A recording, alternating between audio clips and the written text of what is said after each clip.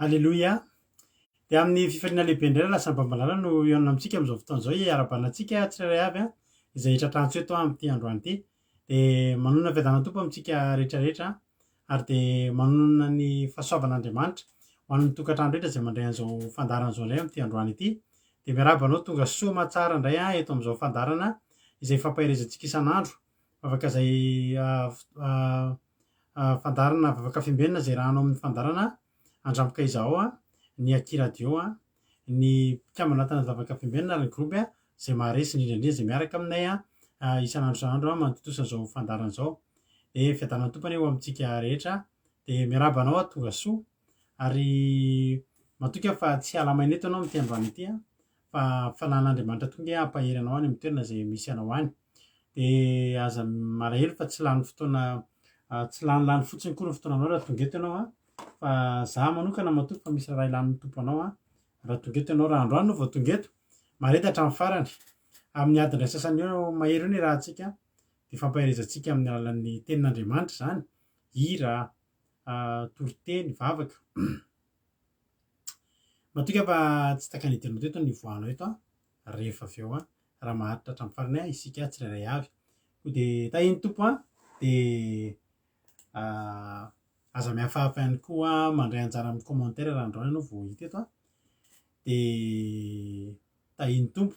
De miarahaba antsika rehetrarehetra de tena tsisy notification maro izao ary raha dinihantsika tsara de ela be mihitsy vao miakatra ny isan'ny olona satria tsisy notification hita mihitsy fa de mitsapatsapa fotsiny ny ahitantsika rehetrarehetra an'ilay sisa de zay ary eto de variana mahita anareo tsy mety tafiditra tsy mbola tafiditra zay aloha le zava-misy de tsy mitombo mihitsy ohatra antsika mbola olona 9 mbola tsy ampy 20 ohatra antsika efa 30 matetika de satria tsy mahita notification intsony ny olona fa tsy maninona anefa zany fa ho avy eo ihany ny olona rehefa avy eo antsika mivavaka izy ireo mba ho tafiditra soamantsara aza misalasala nareo mipartager eo mba ho hitan'ny namanareo izay efa miandry ny mpandarana ihany koa de amin'izay mba hitandry zareo le izy. De tahiny Tompo ary mampionona niditra voalohany eto androany de tahiny Tompo manokana anie mampionona amin'ity androany ity. De fiadanana Tompo aminao sy izay ankonanao moa zany tsodrany tena ihany de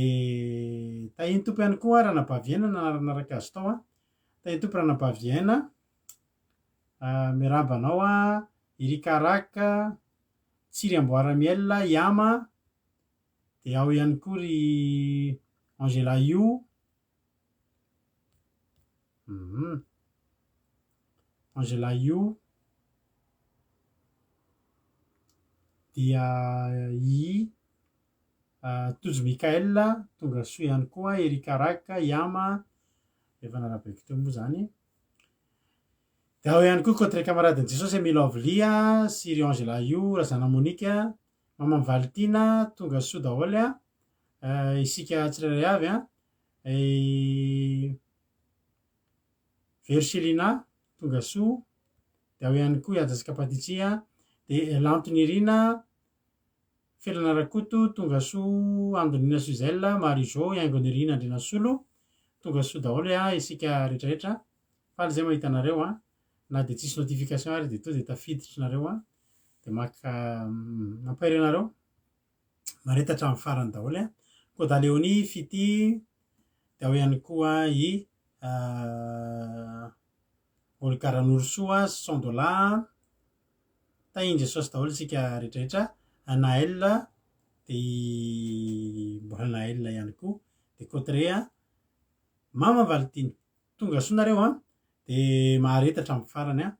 de miarahaba anareo manokana satria za avy de resy lahatra fa nareo reo de naresy an'ity zao tontolo zao ty indray nareo mpandresy indray nareo tonga eto tsy lavo teny amin'ny zao tontolo zao teny fa tonga soamantsara vitanao soamantsara indray ny tontolo andronao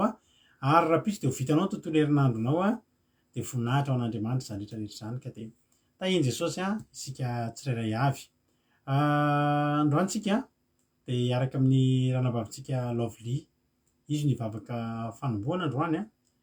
de nitondra tenin'Andriamanitra eto androany nabavitsika Suzelle de hitondra ny vavaka ho an'ny firenena ranabavitsika Erika de takany mahazatra moa fity hitondra ny famitina amin'ny teny frantsay itoritentsika omaly ko de mahery zary tsika rehetra de marety hatramin'ny farany ndao ary to de aperakitsika ampitan'andriamanitra hoe zao fotoana zao a de ivavaka ny ranabavintsika Lovlitina avy eto Frantsa izy a no ivavaka fanombohana de omentsika azy a ny fitenenana tany tompo a ranabavy a Lovely a anao ny fitenenana tainy jesosy pastera dia manona fiadanany tompo ihany koa amintsika mpiaindry izay efa mpanaraka n'izao fandaharana vavaka fiambenana eto izao dia mbola hiara hivavaka ary sika ry Jehovahandriamanitra be fitiavana tsara indrindra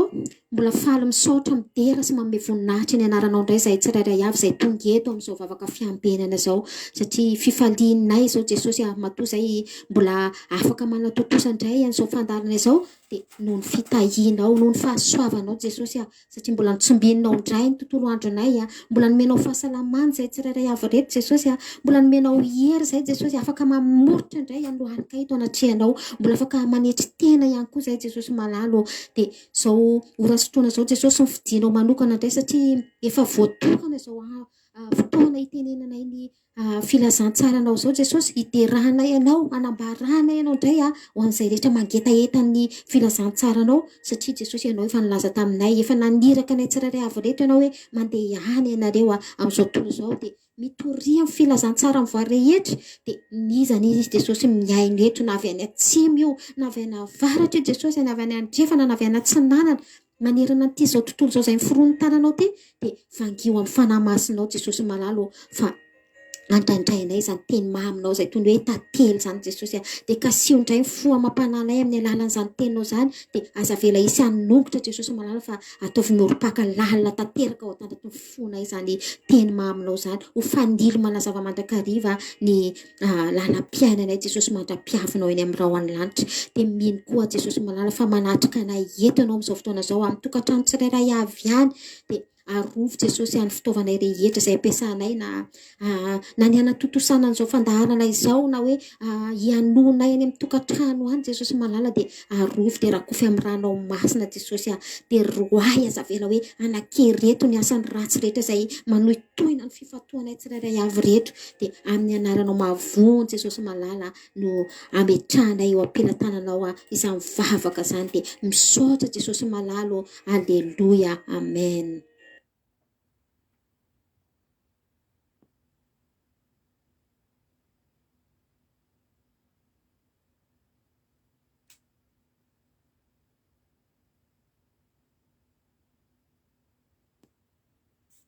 Bonsoir frères et sœurs, que la paix de Dieu soit avec vous.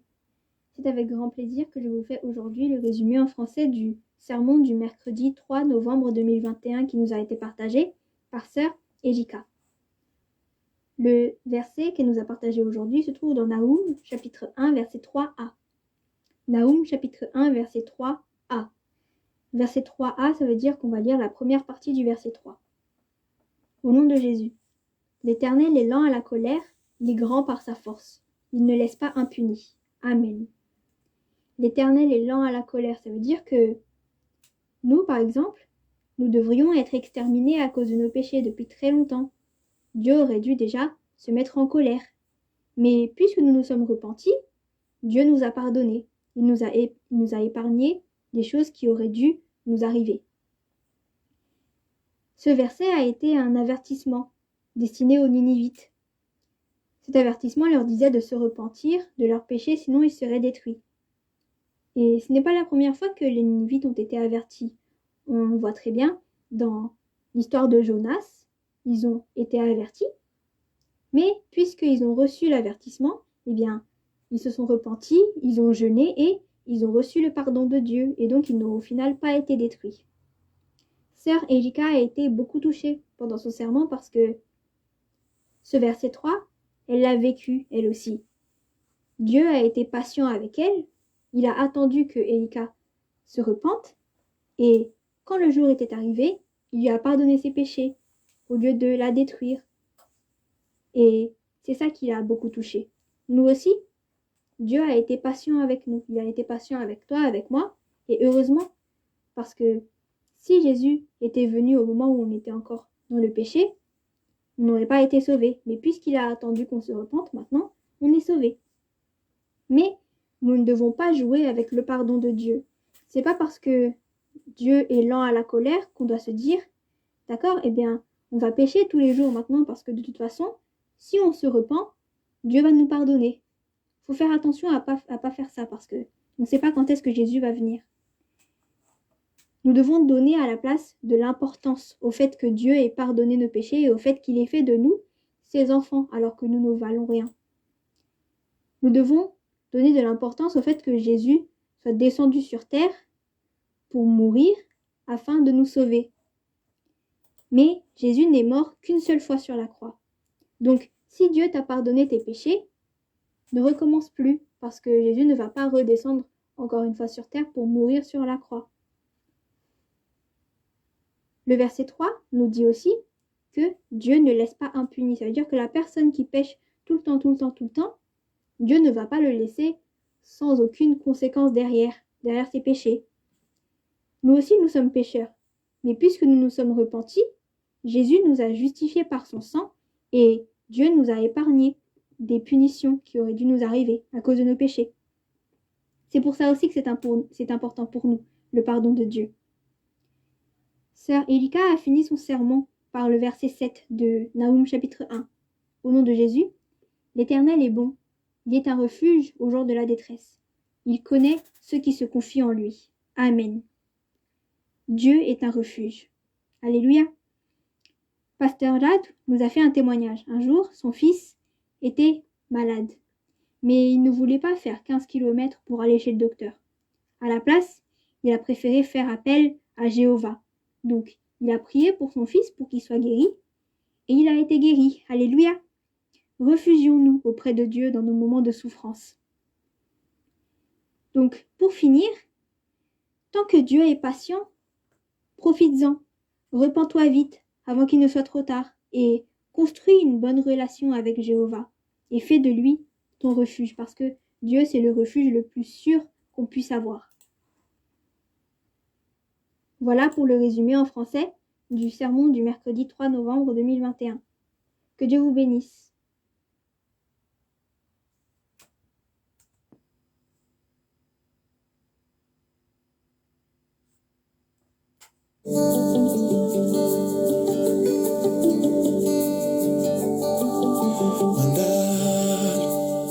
Sofiananisa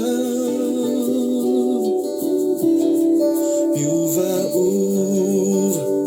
Sotuntuluiza Ulurava Injaimpimasu Zoretiza Faiza Siafu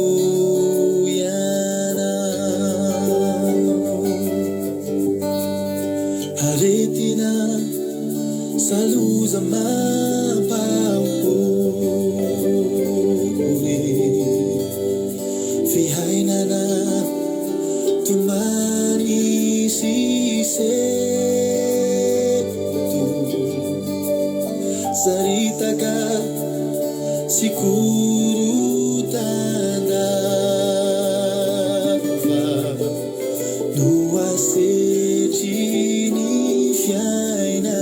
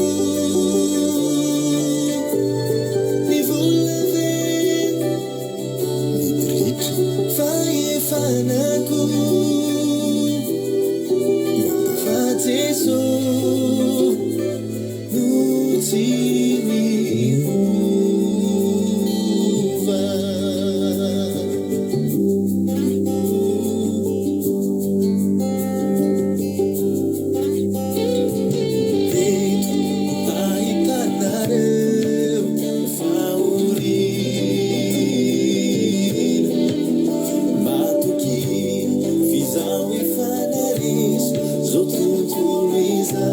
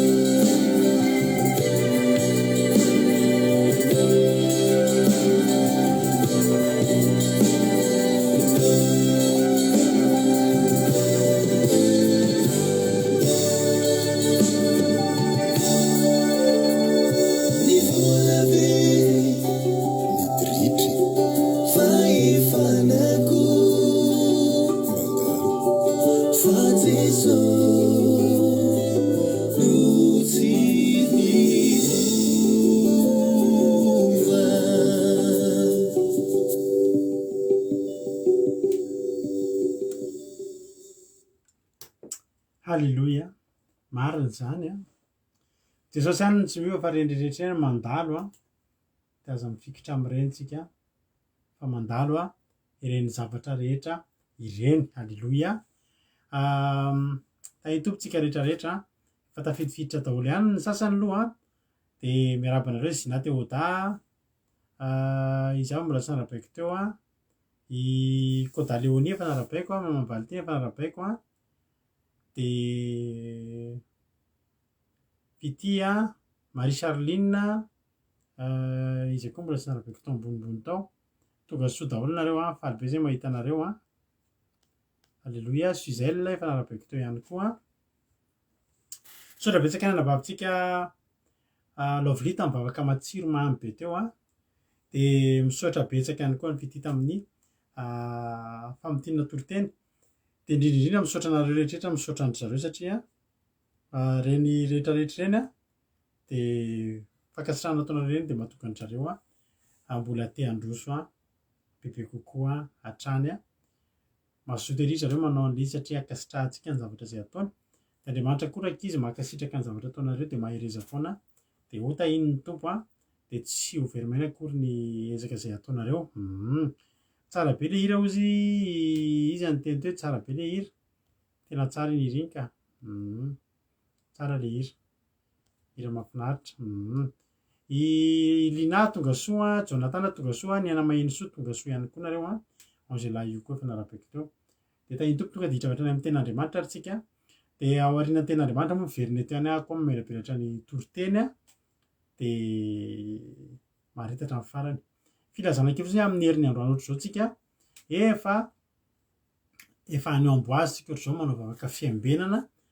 Halleloia rakizy ao amin'ny groupe zay maresy any Amboise any amin'ny 37 tsika no anao fionana karazana lasy fiofanana karazana fisitahana kely atsika izay mpanaraka ny fandarana andramoka izao indrindra ny groupe zay maresy moa ka ny ankizy moa de ho avy a ny avy any Allemagne sy ny any Suisse ho avy a de tsika eto Frantsa koa hiezaka andro tonga ho any Amboise tsika zany hoe eo amin'ny 500 kilometatra miala amin'ny Paris raha tsy diso satria 300 kilometatra miala aty aminay aty de hoanitsika amin'io fotoana io zany hoe amin'ny herin'ny andro hoanitsika miala vao maraina any atokantranony avy de anitsika de mijanona antsika ny alina mahafinaritra ny feonantsika any de ezakitsika no vavaka tendrombohitra rehefa tonga any de malasatsika ihany koa de tsika mavaka zany fotoana zany ny tompana vavy ando andria sy bairty savambola sy navakitao me manambotsoa izay apetrano atsika ny amboaza ho tahiny tompo manokana ne ianao vavy mematsy ny ampandrosatsika tsara sitrapona ampandroso ny fandarina andramoka izao any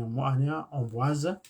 any amin'ny 37 zany ny akaiky ny toro anareo izay any akaikikaiky any antsika no iona amin'io fotoana io halleloia de tahiny tompo ary isika rehetrarehetra ny États-Unis sy ny Chine sy ny Koweït manaraka ao anaty Zoom ianareo no manaraka ebia tahiny Jesosy ihany koa tonga soa zay ary ny hoe lafa andotsika to diditra avy hatrany amin'ny ten'Andriamanitra zay hoentin'ny ranavavitsika Suzelle de velona eto avy eo mamebenatra ny ten'Andriamanitra tahiny tompo ary ranavavy Suzelle anao ny fitenenana tahiny tompo pastera de tahiny tompotsika rehetra ten'Andriamanitra zay ifampahirizantsika indray ry havana amin'izao alina izao de ho hitantsika ao amin'ny tsara toko 7 andininy 7 ka mitsahatra amin'ny andininy 5 tapany voalohany tsara toko 7 andininy 7 ka mitsahatra amin'ny andininy 5 tapany voalohany amin'ny anaran'i Jesosy ny soramandry ny ratsy nataon'i Israely sy ny nanirahan'Andriamanitra tsara monjy azy ny tantarany Otiniela sy Etoda ary Samgara ary nanao zay raha teo masin'i Jehovah ny zanak'Israely ka nanadino an'i Jehovah Andriamaniny ary nanompo ireo Bala sy Asera dia nirehatra tamin'ny Israely ny fahatezeran'i Jehovah ka nivarotra azy eo an-tanany Kosarisa-Taima mpanjakan'ny Mesopotamia izy dia nanompo any Kosarisa-Taima 7 taona ny zanak'Israely dia nitaraina tamin'i Jehovah ny zanak'Israely ary Jehovah nanangana mpamonjy ho any zanak'Israely izay namonjy azy dia Otiniela zanakalany Kenaza zandriny Kaleba ary ny fanahin'i Jehovah ny tao aminy dia nitsara ny Israely sady nivoaka hiady ary Kosarisa-Taima mpanjakan'ny Mesopotamia dia natolotry Jehovah teo an-tanany ary nahery ny tanany ka namely amin'ny Kosarisa-Taima dia nandry ny tany 7 taona ary maty Otiniela zanak'i Kenaza fa nanao zay raha teo masin'i Jehovah indray ny zanak'Israely ary Jehovah nampahery ny Eglona mpanjakan'ny Moaba hiady amin'ny Israely satria nanao zay raha teo masin'i Jehovah izy dia nampiangona ny taranaka Amona sy Amaleka ho any aminy izy ary nandeha izy ireo ka namely ny Israely dia nahafaka ny tanàna Berofi dia nanompo ny Eglona mpanjakan'ny Moaba 70 taona ny zanak'Israely ary nitaraina tamin'i Jehovah izy dia nanangana mpamonjy ho azy Jehovah dia Etoda zanak' Zera avy amin'ny taranaka Benjamina lehilahy kavy amen.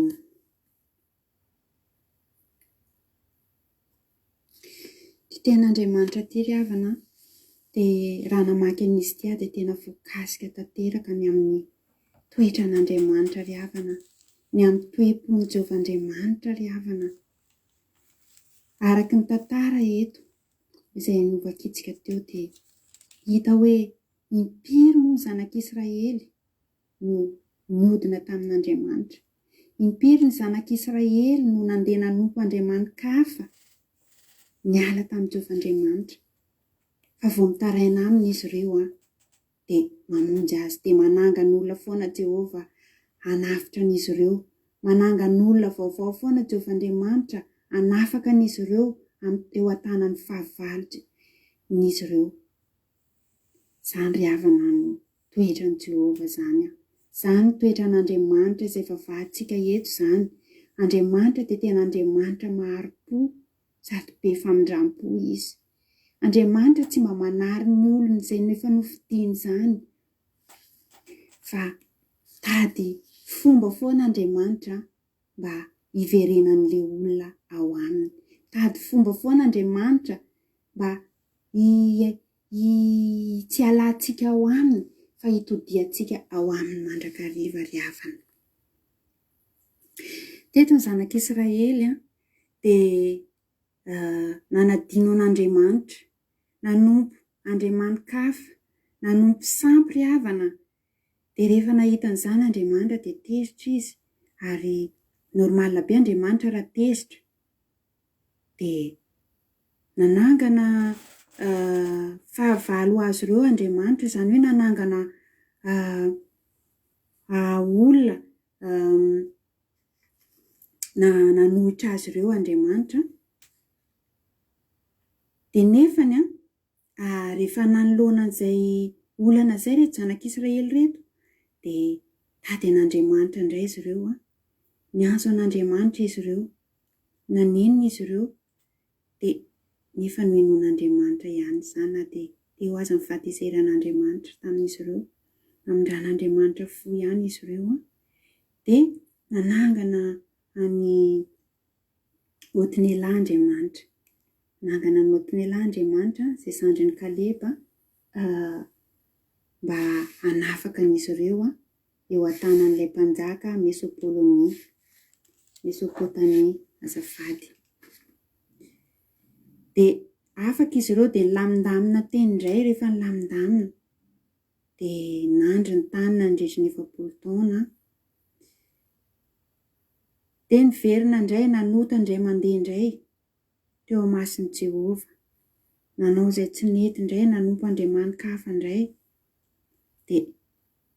nanangana fahavalo an'izy ireo indray Andriamanitra. Angejan'izy ireo, nanapaka teo amin'izy ireo. Dia lasa andevy ny Eglona indray izy ireo, mpanjakan'ny Moaba, nandritry ny 12 taona. Dia rehefa ao anatin'ny fangejana dia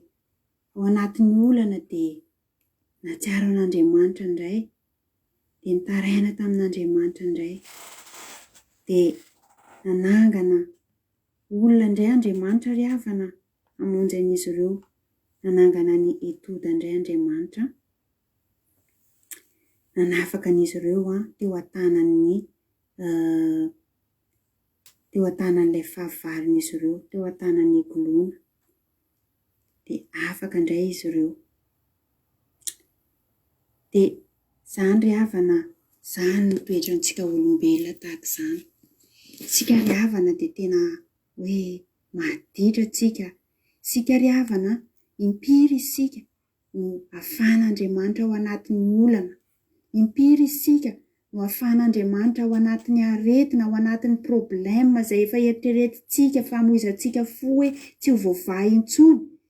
Fa vao afaka sika ry havana dia miverina indray manao zavatra hafa mampalahelo an'Andriamanitra indray,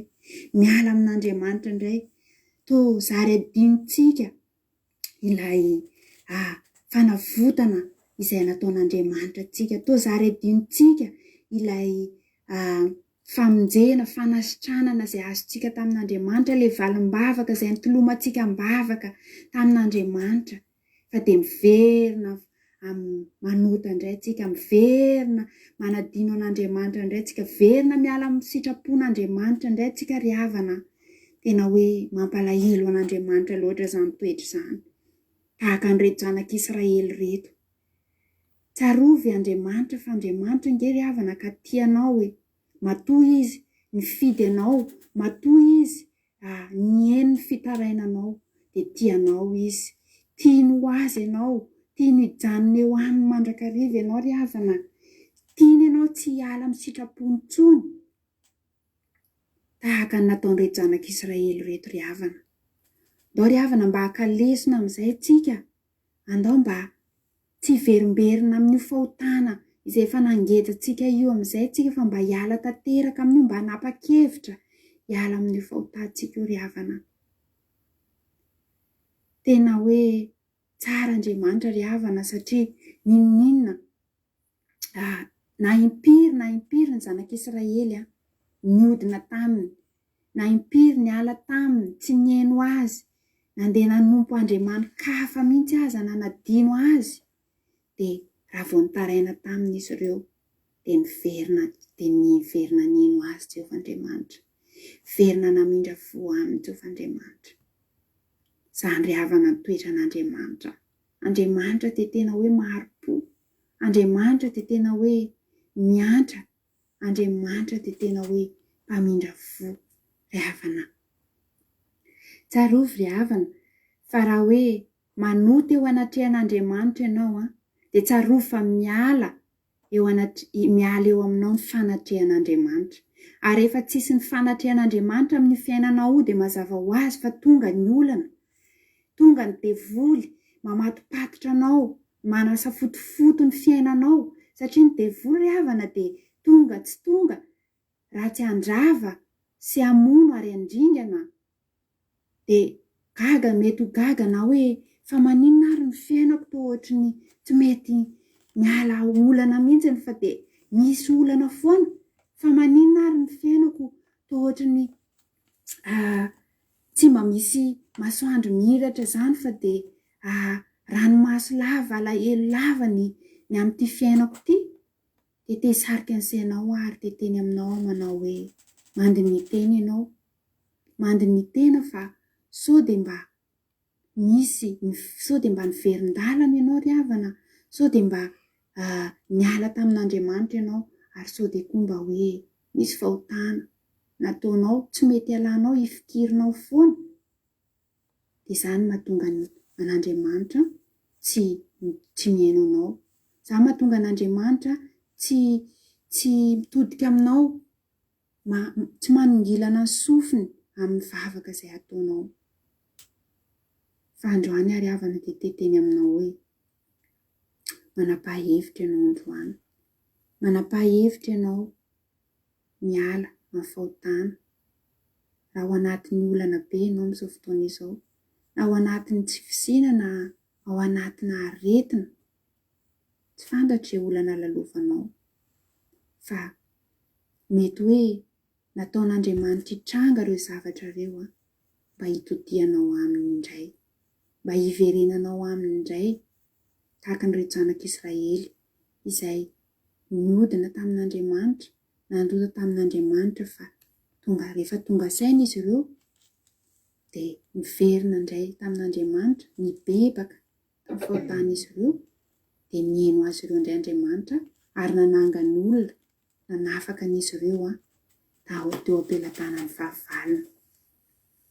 Dia tahaka izany koa ianao ry havana, tahaka izany koa ny tian'Andriamanitra ataonao amin'izao fotoana izao. Antsovy Andriamanitra, manatona azy ianao. Ninona fahotanao tsy hijery an'izany Andriamanitra, na nanompo sampy ianao, na nandeha nanao ny fanaon'izao tontolo izao ianao, ninona izay fahotana nataonao, fa tsarovy fa Andriamanitra dia mbola miandry ianao amin'izao fotoana izao. Andriamanitra dia mbola miandry ny fiverenanao aminy, miandry ny fibebahana izay ataonao aminy ry havana, fa vonona iainanao izy. Andriamanitra tsy lavitra feo akaikinao eo izy, miandry ianao fotsiny hanapa-kevitra, hiala amin'io fahazaran-dratsinao io, hiala amin'ny fiainan'izao tontolo izao io, hiala amin'ny fanompo-tsampinao io. Izany takian'Andriamanitra sy andrasan'Andriamanitra aminao. Dia ho avy izy hamonjy ianao, ho avy izy hanatsotra ny tanany amin'ny fiainanao io, ho avy izy hamaha ny fatoranao rehetra, ny geja izay mahazo anao rehetra ry havana. Manapa-hevitra ianao androany, tapaho-ny hevitrao dia mirosoa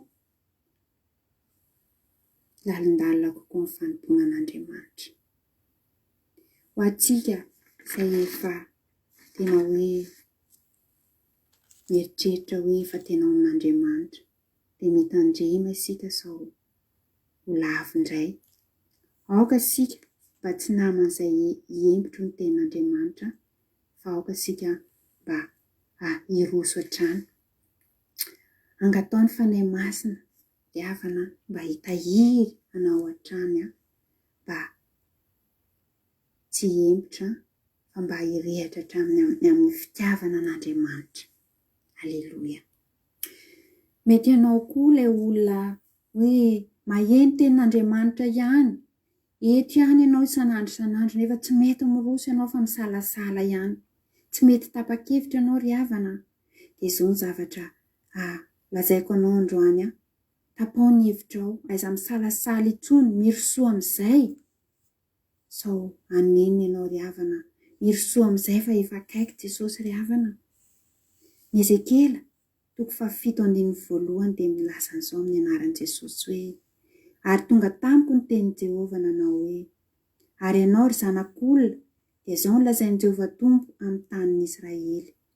Indao ny farany, efa mbiakaiky ny farany ho amin'ny vazantany efatra. Amen. Efa akaiky Jesosy ry havana. Efa akaiky ny fiverenan'i Jesosy. Dia aoka anao tsy salasala intsony. Aoka anao hanapa-kevitra amin'izay hiroso hitady an'Andriamanitra. Dia mino ary hava-malala fa voarainao indray izay hafatra fohifohy izay nizaraina teto androany izay voninahitra teo an'Andriamanitra rery ihany fiadanana teo antsika tsirairay avy indray Aleloia. Amen. Aleloia. Sorantsika an'Andriamanitra izany toriteny mahafinaritra, mamperitreritra tokoa izany toriteny ranabavintsika. Raika ny teny ranabavy Geneviève teo mamperitreritra be azy izany toriteny izany ary tokony hampieritreritra antsika rehetrarehetra tokoa izany toriteny izany satria fampisainana antsika izany. Mialohan'ny hidirako faminavirana aloha dia miarahaba ny farabenia, fintsoa, fandresena fitiavana, preta, andro andria, ireo mbola tsy narabeako teo tonga soanareo Aleloia.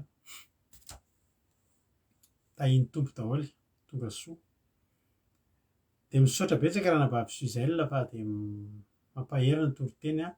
Izaho matoky fa nakasika ny olona rehetra izany ary Andriamanitra anie dia tahiny tompo koa ranabavy Geneviève narabaiko teo. Dia Andriamanitra malefy tia anao ranabavy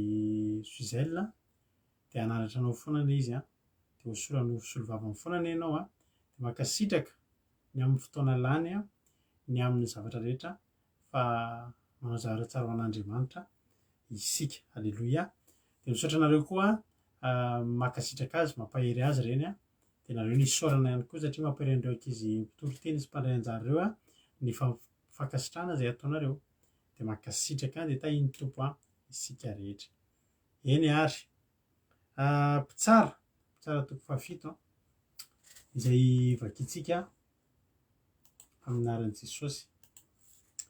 Mpitsara 7 azafady 7 andininy 7. Ny Soramary dia ny ratsy nataon'ny Israely sy nandrahan'Andriamanitra mpitsara hamonjy azy. Ny tantaran'ny Otiniela sy Oda ary Samgara. Andininy 7.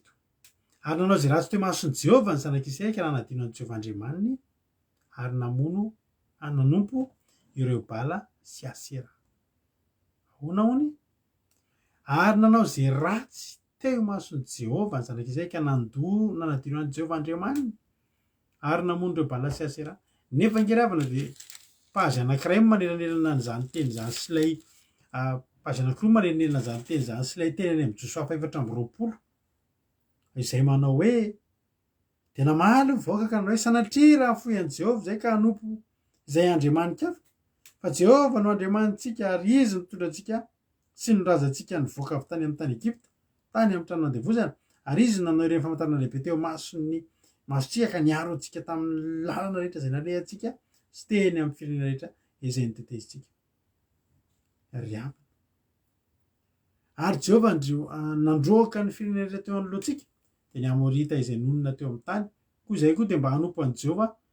fa izy no Andriamanitsika. Pazy anankiroa manelanelana an'izany ao amin'ny Josoa sy ao amin'ny mpitsara. Satria teo Josoa ilay nitenany amin'ny andininy 4:20 lay tenana hoe ko ankehitriny matahorany Jehovah ka manompo azy amin'ny fahitsina sy ny fahamarinana ary ary io ny Andriamanitra zay nitompony lazareo tany andafiny ony sy tany Egypta ka manompo an Jehovah nefa raha tsitrakareo ny hanompo an Jehovah dia fidinareo an'izy ho tomponareo na ny Andriamanitra zay nitompony lazareo tany andafiny ony na ny Andriamanitra ny amorita zay mponina amin'ny tany hony anareo fa raha zasiny akonako dia hanompo an Jehovah izay dia ny lokaloka ho ny fomba fiteny dia ny lokaloka ny zanak'Israely raha izay indrindra dia Jehovah Andriamanitra no tompony ary tsy hanompo Andriamanitra hafa saingy any amin'ny tsara toko fahatelo fotsiny mpahazy anankiroa no manana saraka an'izany dia izao no teneniny hoe nanao izay ratsy teo mason'i Jehovah ny zanak'Israely ka nanadionan'i Jehovah Andriamanitra ka nanompo ireo Bala sy Asera any amin'ny tena laingony tena tsy tatin'Andriamanitra mihitsy mba ohatra hoe zavatra hafa marina fa amin'Andriamanitra tsy misy ota kely na ota be fa ny fanompontsampy ry havana sy ny fijangajangana rehefa dinitsika ato amin'ny baiboly dia tena anisan'ny zavatra tena tsy nandeferan'Andriamanitra io ary ny zanak'Israely dia nanadino an'i Jehovah Andriamanitra satria ninona maty Josoa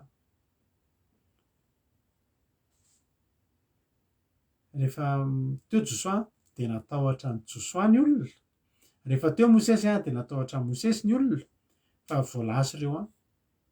dia nivadika tamin'i Jehovah izany hoe ny tena marina tsy natahotra n'Andriamanitra ny zanak'Israely fa natahotra olona ary izany no anisan'ny lesoka ngeza be amin'ny fanompoantsika an'Andriamanitra ry havana raha olona ny atahorantsika fa tsy Andriamanitra satria hanao zavatra tsika noho ny olona hanao zavatra tsika raha hitan'iny olona iny fa adinontsika hoe Andriamanitra mahita antsika foana n'aiza n'aiza misy antsika voalasy Josoa dia ohatran'ny soavaly tapa-kofehy tahaka an'ilay boriky dia ilay nitenenitsika vao nitoritsika voaingana iny tamin'ny sabata be dia be ny olona satria misy olona atahorany dia manompo an'Andriamanitra izy fa rehefa tsy eo iny olona iny dia tsisy raha iny izay fanompoana an'Andriamanitra fa tsy ianao izany alleloia za mino fa tsy ianao io izany aza mba manao an'izany ry havana hoe hivavaka satria sao dia mahasositra andry pastera na sao dia mahasositra andry iza na sao dia mahasositra andry iza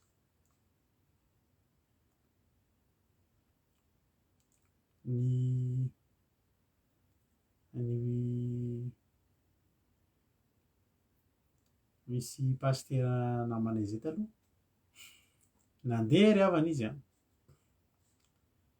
tany amin'ny toerana tsy ampozina mihitsy izy no mifanena amina anabavy izay niaraka niaraka nanompon'Andriamanitra hamatonany miaraka amin'ny zibolava fa ny amin'ny toerana tsy ampozina mifanena amin'ilay anabavy amin'ny fitafy farak'izay tsy motona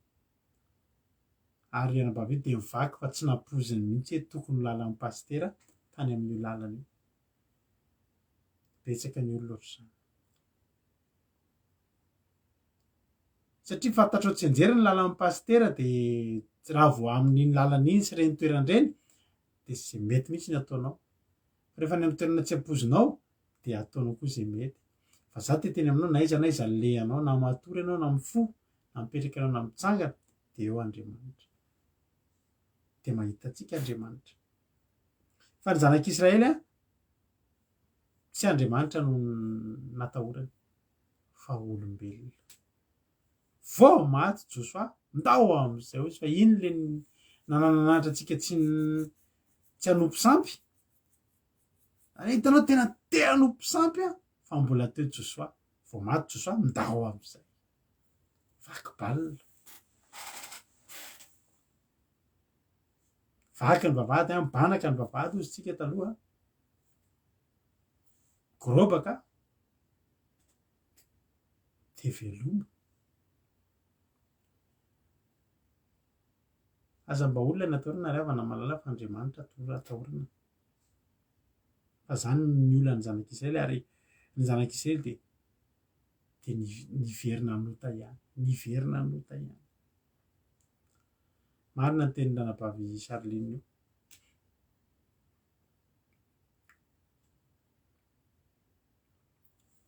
halleloia marina daholo zany teny zany raha vao ny olona manakina ny fony matahotra ny olona de tsy lasa izy fa Andriamanitra koa de zao ny tsara fantatry ny olona Josoa mety afaka malahelo mety afaka teza sady afaka menomenona na i Mosesy fa Andriamanitra re tena tezitra mihitsy ary Andriamanitra rehefa mirehatra amin'ny fahatezerany de misy mahazo ny zanak'Israely ary ao ambadiky ny fahababon'ny zanak'Israely de nisy foana fahatezeran'Andriamanitra de jerena fisehon'ny fahatezeran'Andriamanitra de ndrehitra tamin'ny Israely fahatezerana zao ka nivarotra azy eo an-tanan'ny Kosan'ny Risataima mpanjakan'ny Mezopôtamia izy ka nanompo an'ny Kosan'ny Risataima 8 taona ny zanak'Israely vidin'ny falimpotsampy 8 taona namidin'Andriamanitra ny am'le namidiny navelany tsika hoa de zao Andriamanitra tsy manisy ratsy fa Andriamanitra mamela atsika fotsiny zay foana ny tadidio zay ny devoly rehefa tsika mivavaka eo devoly tsy manana anjara ikidika atsika raha tsy mira amin'Andriamanitra aloha takany tamin'ny andron'ny Joba mihera ka raha vao manompo an'Andriamanitra ny zanak'Israely tsy manompo balasasy raha vao mitady hera zay ahoana raha mba tsy azonao kity andreo ahoana raha mba andefasako mpahavaly kely ndray zareo Andriamanitra sady ratsiratsy kely iny devoly randry ahoana raha mba andefasako tsy azonao kity andreo fa endry tsara reo izy izy Andriamanitra fa rehefa ohatra ny hoe tezitra Andriamanitra de miala ny tanany miala fotsiny ny tanany manasa tanana tsy mila mirakory ny devoly izy tsisy fiarovana de namidin'Andriamanitra amin'ny fahavalo de lasa babo foana angeravana ny zanak'Israely lasa babo foana ny zanak'Israely noho ny inona noho ny fahotana ny zavatra mahafinaritra nefa de ny zanak'Israely mahay lesona rehefa lasa babo de inona zavatra atao mitaraina amin'ny Jehova mitaraina amin'ny Jehova ary rehefa nitaraina tamin'ny Jehova izy andininy fahasivy de Jehova nanangana mpamonjy ho an'ny zanak'Israely izay namonjy azy de Otiniela zanak'Alahany Kenaza zandrin'ny Kalebo ary rehefa nany Jehova ny tao aminy de nitsara ny Israely izy sady nivoaka iady ary Kosan'ny Risataima mpanjakan'ny Mezopôtamia de natoloky Jehova teo an-tanany ary nahery ny tanany ka namely any Kosan'ny Risataima aleloia nanangana inona hono izy ozy ny tena Andriamanitra de taraina tamin'ny Jehova ny zanak'Israely ary Jehova nanangana mpamonjy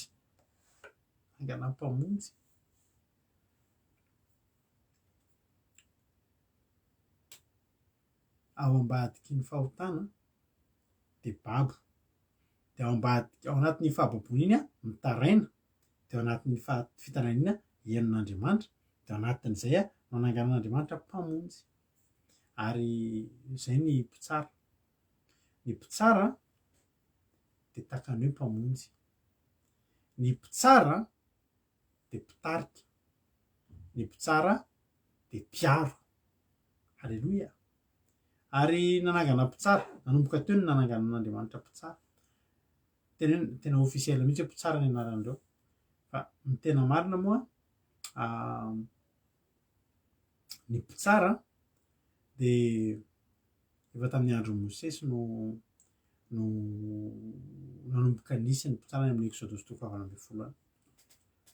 satria ny zanak'Israely de mila tsaraina isan'andro raha zany tsika hijery tsara momba n'izany atao hoe mpitsara zany inona moa no azo atao hoe inona moa zany atao hoe mpitsara de ndraiky hijerika kely zay ty am'izay mazava amitsika Exodus 2:20 tamin'ny voalohany i Mosesy no mpitsara ny Israely mitsara zany de tena mitsara ny ady satria misy ady eo amin'ny Israely ary rehefa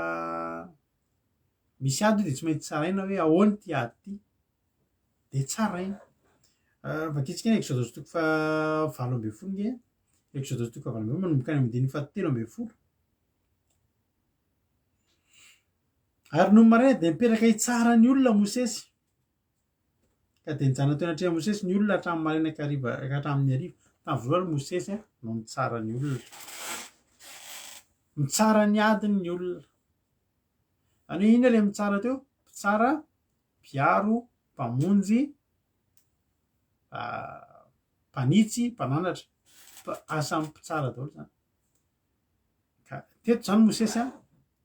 tamin'izany mbola Mosesy irery no mpiaro ny olona. Dia tretinao zany hoe Mosesy maraina am-parivan'ny andro tsisy ninona natao izy tamin'izany fa maraina izy mipetraka eo dia olona milahatra be dia be ho tsarainy. Dia farany nahita jetro rahalahy rafozan-dahany Mosesy hoe ary rehefa hitan'ny rafozan'i Mosesy izay rehetra nataony tamin'ny olona dia hoy izy ino izao zavatra ataonao amin'ny olona izao nahoana no ianao irery ihany no mipetraka fa ny olona rehetra kosa mitsangana eo anatrehanao hatramin'ny maraina ka hatramin'ny hariva. Ary Mosesy tamin'ny rafozana satria mankaty amiko ny olona anontany amin'Andriamanitra no misy mananady izy dia mankaty amiko ka mitsara azy rotota dia mampalala azy ny didin'Andriamanitra sy ny lalàny. Ny dikany hoe mitsara zany dia izao mitsara aloha raha misy ady eo amin'ilay olona zany misy ady eo amin'ny olona dia makeo amin'ny Mosesy tahaka an'ileo vehivavy anankiroa voateraka tonga teo amin'ny Solomona le ndray maty ny zaza dia ndray lazainy fa zanany ndray dia reny zany le atao hoe mitsara eo amin'ny ady mampifanditra ny olona anankiroa dia misy dia mitsangana ny mpisorona mitsangana i Mosesy mitsara ny ady mandamo mpanelanelana. Zay zany ny asan'ny kanefa koa le tenenin'i Mosesy koa ny asan'ny mpitsara ihany koa eto dia satria mankaty amiko ny olona izy anontany amin'Andriamanitra ny mpitsara ihany koa dia solovavan'Andriamanitra dia manontany ny olona inona ny sitrapon'Andriamanitra ahoana izy ohatra n'ilay olona le manana milaza hoe maminany reny dia le antany ahoana izy izy ny razana mangatsika ho ny razana ary tezitra be aminareo ny razana fa nareo ny miady nareo areta-po iny dia mifambory ny fianakavianao fianakaviantsika dia andao ifamera fa tezitra ny razana ohatr'izay. Ny mpitsara dia solovavan'Andriamanitra amin'ny alalan'ny mpitsara ihany koa ny olona no manontany ny hevitr'Andriamanitra manontany ny sitrapon'Andriamanitra. Aleloia. Zay aloha zany le mpitsara ary ny mpitsara ary havako malalako dia eo anatrehan'Andriamanitra napetraka Andriamanitra ho Andriamanitry ny olona. Tsika hijery kely tsika teny amin'ny salamo faharoa amby valopolo nge vakitsika jery zava-dehibe ny ianarantsika an'izany amin'ity androany ity satria misy zavatra hiala ao anatintsika ao. Salamo faharoa amby valopolo ny fitsaran'Andriamanitra ny mpitsara io le mpitsara io mpitsara tena mpitsara le ndresana to mihitsy ny soramary dia ny fitsaran'Andriamanitra mpitsara ety an-tany salamo nataony an-tsafa. Andiny voalohany Andriamanitra dia eo amin'ny fiangonan'Andriamanitra ary eo amin'ireo Andriamanitra no hitsarany. Raha vakitsika izany teny zany dia izao Andriamanitra no eo amin'ny fiangonan'Andriamanitra dia granta ilay Andriamanitra voalohany ary eo amin'ireo Andriamanitra no hitsarany dia petita indray ilay Andriamanitra fanondroany dia ireo Andriamanitra kely ireo le petita le akely zany le Andriamanitra fa tsy le habe ohatrany amin'Andriamanitra ireo ny mpitsara amin'Andriamanitra zany. I Mosesy i Josoa ireo mpitsara ao amin'ny baiboly masy misy mpitsara natsangana 12 isany mpitsara fa amin'ireo anaky 5 amin'ireo ihany malaza be fantatrareo fa ny anaky 7 amin'ireo dia tsy dia tena malaza. Dia tanisaiko aminao zany ireo dia anjaranao mahita hoe ity ve malaza sa ity tsy malaza fa ny anaky 5 amin'ireo tany malaza. Efa teneniny anabavisika teo Otiniela ny voalohany dia andimy azy Oda dia i Debora sy Baraka natao finosana ray mpitsara ihany koa ny Israely dia i Gideona dia anjaranao miteny iza no samy miteniny aminareo reto misy anaky 5 amin'ireto malaza dia ny 7 amin'ireto tsy malaza ka le 5 malaza samy manoratra nareo Otiniela Eoda Debora sy Baraka dia i Gideona de Abimeleka zanaky Gideona, de Tona, de Jaira, de Jefta, de Elona, de Abdona, de Samson. Tsy any am'le Mosesy ka fa ny am'ireo anakireny teneniko rehetra anankiroa amby folo teo misy 5 am'ireo malaza be lavalava kokoa ny zavatra nisoratana momba azy eo am'mpitsara, de sasany fohy kely. De 5 am'ireo zany izy am'ireo avy Otiniela, Ehoda, Debora sy Baraka olona ray natao anankiray any zany de Debora vehivavy de Baraka lehilahy, de Gideona, de Abimeleka, de Tola, de Jaira, de Jefta, de Elona, de Abdona, de i Samson. Ny anaky 5 am'ireo ihany no tena voalaza lava be sady malaza atao amin'ny baiboly. Halleloia. De mitany sanareo anaky 5 am'ireo voateniko reo, Gideona zao voalohany isany, Gideona zao anisany. Halleloia. De izy koa tamin'ireo mpitsara reo Samson sy Abimeleka ozy ny aina mahitsy zany zao izy. Telo zany zay no malaza de mbola misy anankiroa malaza koa. Anaky 5 am'ireo no tena malaza.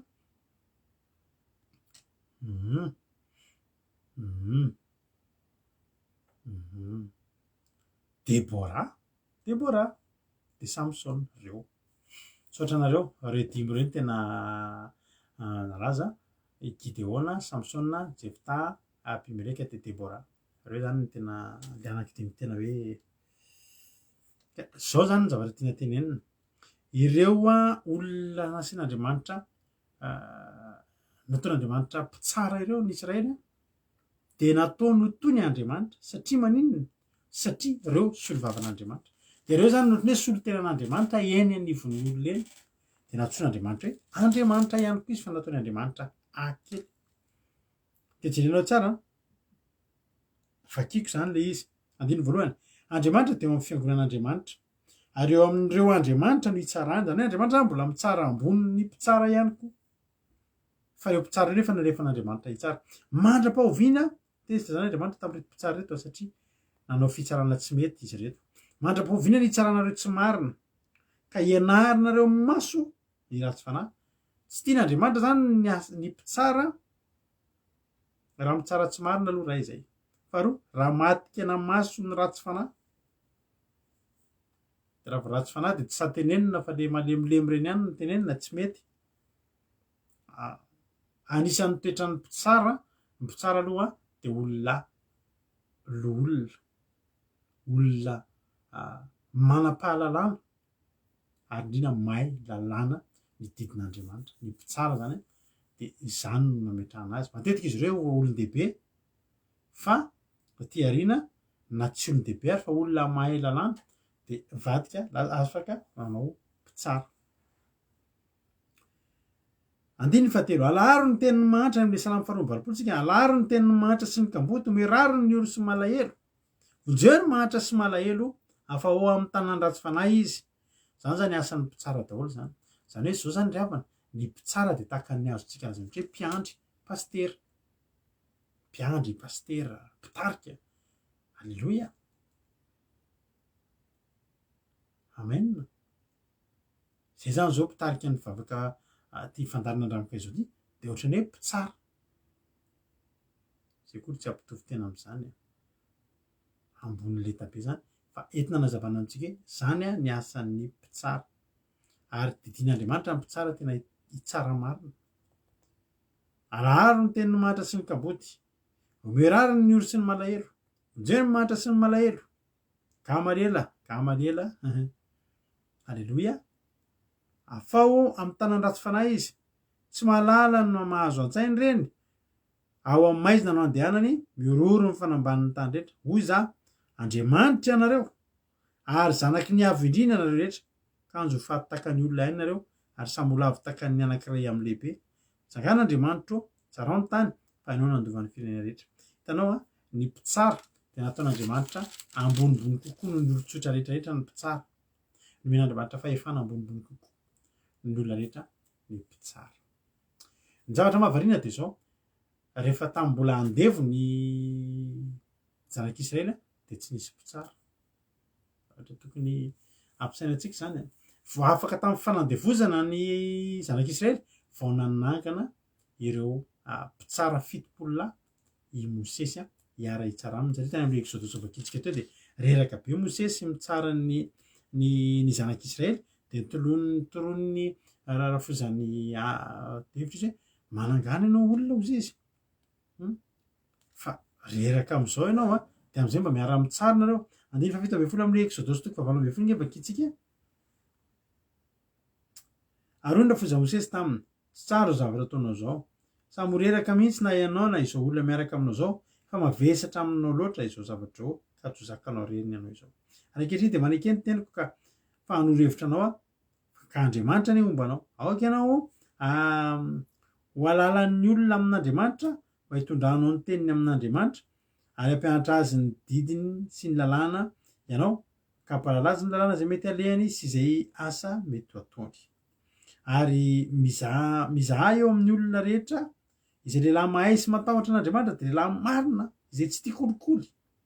ka manindre mpifehy 10 sy mpifehy 100 sy mpifehy 50 ary mpifehy 10 ifehy azy ary aoka ireo no hitsara ny olona mandrakariva ka ny ady lehibe rehetra no aoka hoentiny aminao fa ny ady madinidinika kosa dia aoka ho tsarainy ihany dia maivamaivana kokoa aminao zany ka dia hiara mitondra aminao ireo fa raha manao arak'izany zavatra zany anao ka ilaza izay didy aminao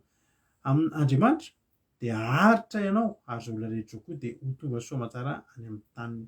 dia nekeny Mosesy zany teny rafozany ka nataony avokoa izay rehetra nolazainy dia nofidiny Mosesy izay lehilahy mahay amin'ny Israely ka nataony lohan'ny olona napaka azy dia mpifehy 10 sy mpifehy 100 ary mpifehy 50 sy mpifehy 10 dia nitsara ny olona mandrakariva ireo ka ny ady sarotra ihany no netiny teo Mosesy fa ny ady madinika kosa dia ho tsarainy ihany ary Mosesy namoaka ny rafozany ka dia lasa tany amin'ny taniny izy so zany le fomba fiady teto be dia be ny zavatra natao tamin'izany ary reraka Mosesy satria tsy mahavita ninona fa tsy mitsara indray Mosesy mitsara ny zanak'Israely dia nitoron'ny rafozany hevitra izy hoe mifidiana olona hanampy anao halleloia ary fahendrena ngeza be zany ary zany koa mba ezahanay atao ato amin'ny fandaharana andramika izao dia zao nge fantatrareo tsara fa misy taloha zao izay mivady rery foana mandray anareo ninona misy an'izany zao taloha tamin'ny vonanomboka an'izao azo zao tsika fa tena lazainy olona adaladala tam'izany hoe miasa ny anaty biraonila dia misy an'le hitanao le kity mail libre iny eto amin'ny sofiko dia tady miresaka amin'ny kizany akoho ity ohatra eka pastera misy mihetsika devoly sady miasa dia ankizy dia efa tena io fa mihetsika tena mijaly be le ankizy zay tamin'izany kina moa ihany ny azo atao endrasana ralina ve nefa efa mitsinjotsiny ahoana fa dia efa zao ary andao fa mivorina reo any dia andao ataovy eo ampovoana izy dia nareo mivavaka za hanao délivrance totitotika ny vazaha za sady mamboatra zavatra miaro minaran'i Jesosy minaran'i Jesosy ahoana izy minaran'i oui monsieur ohatran'ny mondry modamokoaka fa tena manao délivrance eny an-dalana eny sady mandeha misy olona miaraba tampoko zany satria ny olona maheno anahy za tena manao délivrance minaran'i Jesosy antsy ny teny ao fa minaran'i Jesosy mantsy an'le olona manao délivrance ao anaty iny aza tiana tenenina nareo efa nisy taminareo ny sakafo taty aminay fa eo am-pisakafoanana eo misy olona tsy maintsy délivrena na ohatr' izany dia tapaka aloha ny sakafo dia efa hohanina ny sakafo rehefa avy eo satria vojovojena le izy satria le ankizy ny délivrance zany mantsy rehefa mihetsika dia eo mihitsy izy ny délivrena fa nampime nge fiainako tamin'izany rehany sady tsy tehiteny mamy nefa dia hibetroka an'le délivrena minaran'i Jesosy everiny olona fa misy tromba angambany na misy covid ohatra olona mikoaka mitady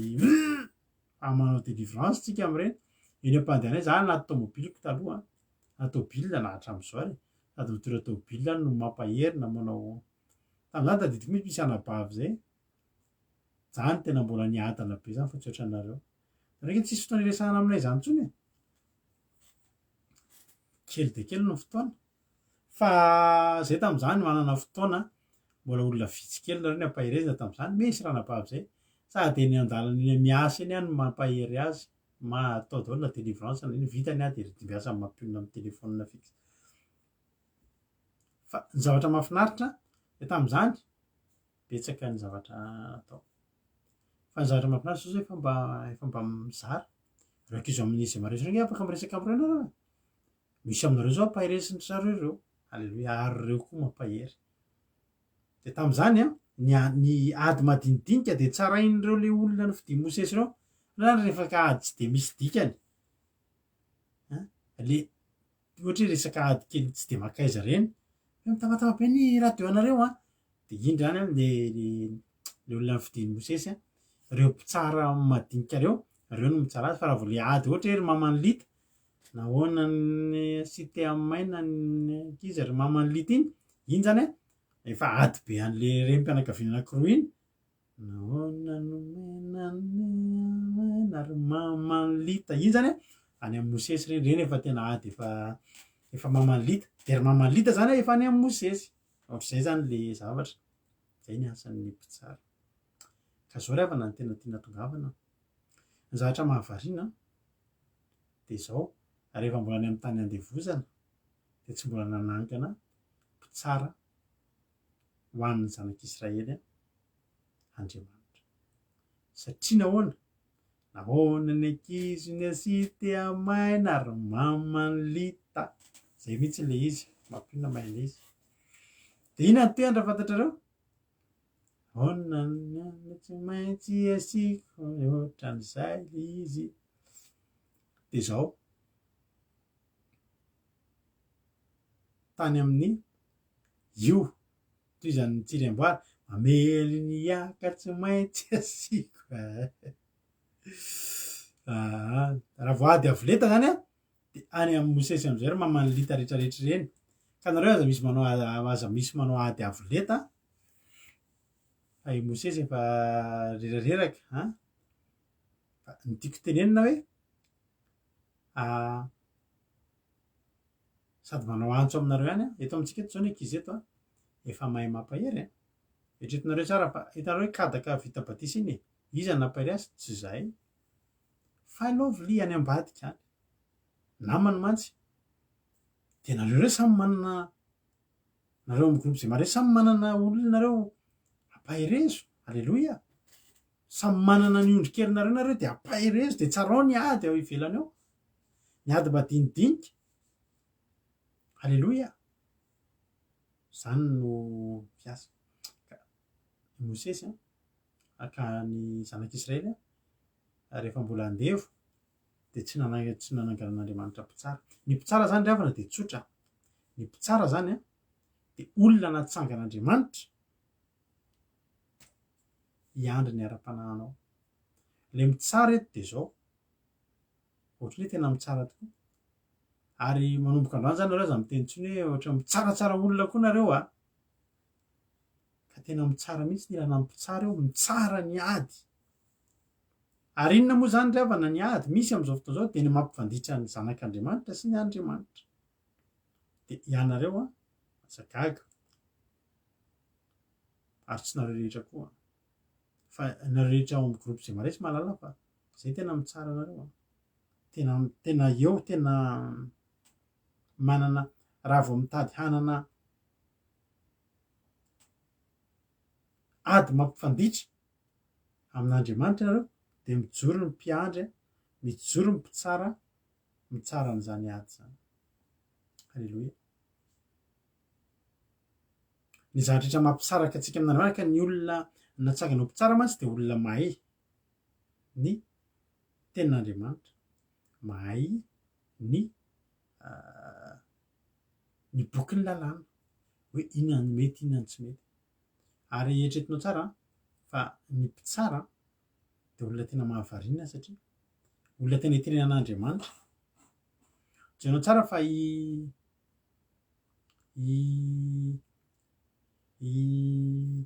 i Samuela zao de mpitsara ihany koa natsangan'Andriamanitra hitsara ny zanak'Israely ihany koa Samuela ary fantatritsika tsara fa nisy fotoana i Saoly nanao tsy nety de raha vakitsika zao ny amin'ny Samuela voalohany de etretinao am'zany hoe tsy niteniteny foana andriamanitra na teneny amy salamy faharoa amby valopolo hoe andriamanitra koa nareo satria andriamanitra aikabiratsyto ny tompony iriry fa tsy ohatrany solika tsy solika mirany iny ary tsy fantatro sotra ny ranabavy rantany ireny tsy haiko na mba anaty youtube reny hira reny ka amy radio ma tsy nainoko an'ireny taloha mampime anah mantsy izy iny de ato ambavako mampime anah izy iny le miady le renim-pianakaviana de zao zany tiako teninareo any amy Samuela voalohany any ety nitenana amitsika mantsy hoe nareo aza miteny hoe raha ohatra narin'ny zoky nareo ara-panahy ary ty koa tena zavatra ngeza be raha tianareo ny androso tianareo ny androso ara-panahy manana zoky ara-panahy manano nareo mpitsara afaka aninona afaka ananatra nareo afaka ampitandrina nareo afaka afaka iambina afaka mpafantatra anareo ny sitrapon'andriamanitra tsarovy misy mpampian'andriamanitra mpampianatra nahita aloha zay efa ela be tam'izay mbola mpanao mbola kely tam'izay tsy kely moa zava tam'izay mpanao nanao catéchomène tam'izany de mba misy afatry ty catéchiste nahita aloha ty tena tsy adiniko mandraky ty androany zaho izy efa lehibe izy fa zaho izy mitady foana ahako olona ataoko zoky ara-panahy tam'izany ny pasternay no nataony zoky fa zany pasternay zandriny fa izy tena mitady mihitsy iny ary zay mihitsy ny le izy tsy hoe voatery zokinao ara-taona io fa zokinao ara-panahy manana ao izy eo amin'ny fiainako tsy maintsy mila manana zoky ara-panahy za mananatra anah miteny anah izy nefa olona efa olona tena efa sady efa lehibe zany no tsongololom-bolo zany ny mpampianatra baiboly sy ny sisa fa ny mbola mitady izy olona zoky ny ara-panahy afaky ny ananatra azy afaky ny teny anazy angeravana no mahavariana antsika le hoe efa misy miteny tsika za moa de mahazo an'izay teny zay foana hoe mpitsaratsara olona za tena te tenanao mihitsy le mitsara olona zany ngeravana tsy azo afangaro am'lay aza mitsara mba tsy ho tsara iny tsy mitovy zany fa le mitsara lazainy eto de mitsara mamerina an'le olona amin'ny laoniny mampafantatra azy ny sitrapon'andriamanitra de iny ao fa tsy ohatry ny ataoko aminareo reny ary tsy ny olona rehetra koa ny ataoko an'izany eto fa indrindra nareo ato amin'ny groupe zay maharesy reo io tenen'ny ana mahitsy hoe mihitsy ny accompagner anareo tantana zany ny asan'ny mpitsara zany ary ny olona manana mihaino mpitsara satria mpitsara de tenen'andriamanitra mihitsy ho enona ary raha mitenitsika hoe any amin'ny Deutéronome toko fafito ambin'ny folo any Deutéronome toko fafito ambin'ny folo de vakitsika de ny mpambalatra amin'ny fahatelo ambin'ny folo lavalava hoe raha misy teny sarotra loatra amin'ny fitsarana ka tsy efanao mbola ny amin'ny mpitsara ihany ty raha misy teny sarotra loatra amin'ny fitsarana ka tsy efanao na amin'ny mahafaty na ady na ny vonoana izay edina amin'ny tanànanao ka miainga de miainga ianao ka miakara ho any amin'ny tany zay vodiny Jehovahandriamanitra ao ary maka izy am'ireo levita mpisorona sy amin'ny anankiray izay mpitsara tam'izany am'izany andro zany ka manontany de ambarany aminao ny teny fitsarana ary arao ny teny izay ambarany aminao eo amin'ny tany zay vodiny Jehova ka mitandrema ianao araky izay rehetra atorony ianao araky ny lalàna de zay atorony ianao sy araky ny fitsarana izay lazainy aminao no ataonao aza mivily miala amin'ny teny izay ambarany aminao na ho amin'ny ankavanana na ho amin'ny ankavia fa ny olona zay miavonavina ka tsy mihaino ny mpisorona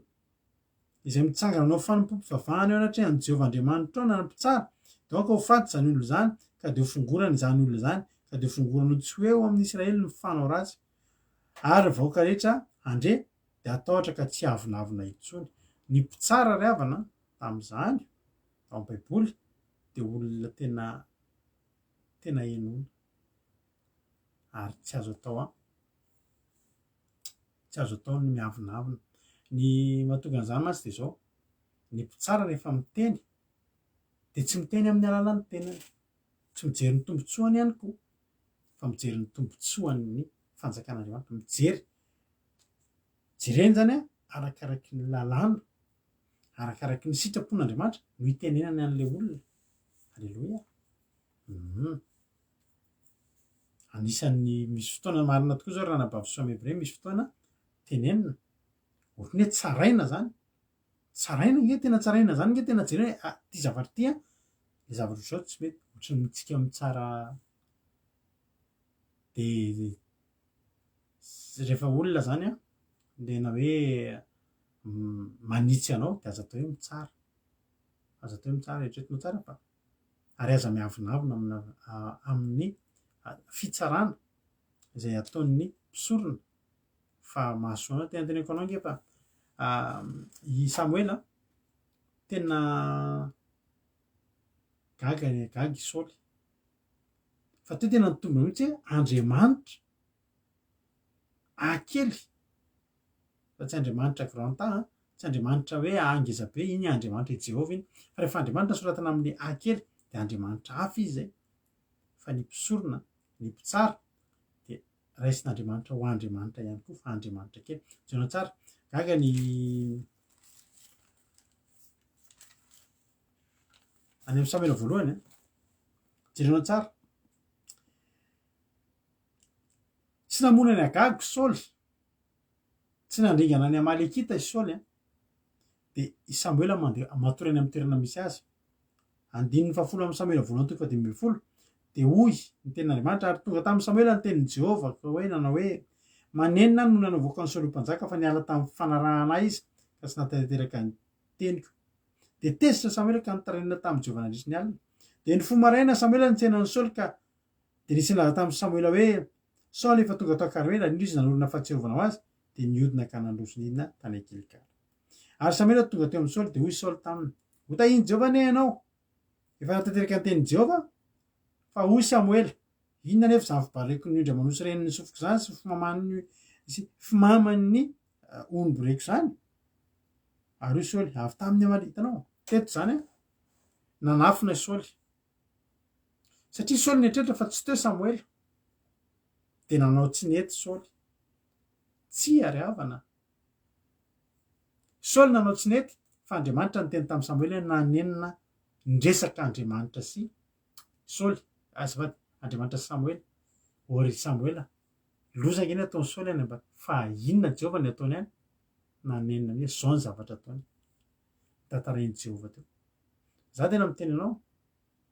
fa ny mpitsara ampahalalan'Andriamanitra misy anabavy zay any ambanivohitra zao mpanompon'Andriamanitra izy de andeha hiaranao tafika masina aman'olona ao am-piangonana de izy mandeha eo aloha de manaraka azy eo aoriana misy ranabavy zay fampiara manao délivrance, efa manao asa fanompona fa tonga de nitodihany: ianao mbola mihinam-paraky? Nefa le vehivavy tsy mihinam-paraky satria andeha hanaotra n'Andriamanitra tsy mihinam-paraky. Tsy hita hoe mihinam-paraky zany intsony, tsy mbola misy an'iny tay-paraky kely reny nifina ohatry zany. Fa tonga de nitodihany, tonga de teny: ianao mbola mihinam-paraky? Taitra be rehefa fa ahoana nahafantaranao zany? De zao no nahafantarany azy. Mandery zareo de le mpanompon'Andriamanitra eo aloha de zareo manaraka aoriana de henon'le mpanompon'Andriamanitra izy miteny ao aoriana ao: hay, tena paraky be mihitsy zany, tena paraky be mihitsy zany. Izy nefa tsy miteny. Azonao fahagagany zany fa zavatra tena nisy zany. Izy tsy miteny hoe tsy henony kory miteny izy, ary ny olona manodidina koa tsy nahaino azy niteny, fa nefa izy tena niteny. Fa ny mpanompon'Andriamanitra ihany no mare azy miteny hoe tena paraky be mihitsy zany, tena paraky be mihitsy zany. De nitodika ianao mbola mihinam-paraky? To izy foana tsy mihinam-paraky zany mbola nanday avoa, fantatro izy fa mihinam-paraky fa mialana ianao amin'ny paraky. Zavatra tiako tenena de zao: Andriamanitra kely avana amin'ny mpitsara tena miteny momba n'iny olona iny, ary mpitsara tena afaka miteny mihitsy hoe ianao ohatran'ny karaka niteny taminao zay ny pasteur ny dikany hoe pasteur mantsy de berger, de ny berger zany mpiandry ondry. De zao ry havana malala ny ataon'ny mpiandry ondry de zao mandinindinika ny ondriny. Io izy miandry io de tsy miandry fotsiny hoe tsy misy bibidia fa sady mandinika ohatry hoe somary nahity ondry ty zany ary manina ary ny volony ty ondry ty zany ohatra ringiringitra tato ato ohatry ny tsy misy tsy salama ary ve izy ty sa hono ny fandehany zany ohatra somary mivilambilana riavana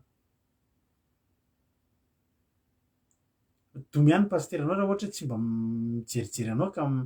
mandinidinika anao fa zay eto misy aminareo teneny oralahy oranabava ianao nga misy olona ohatry ny somary nangatsiatsika ianao tato ato de aza tenena hoe mitsara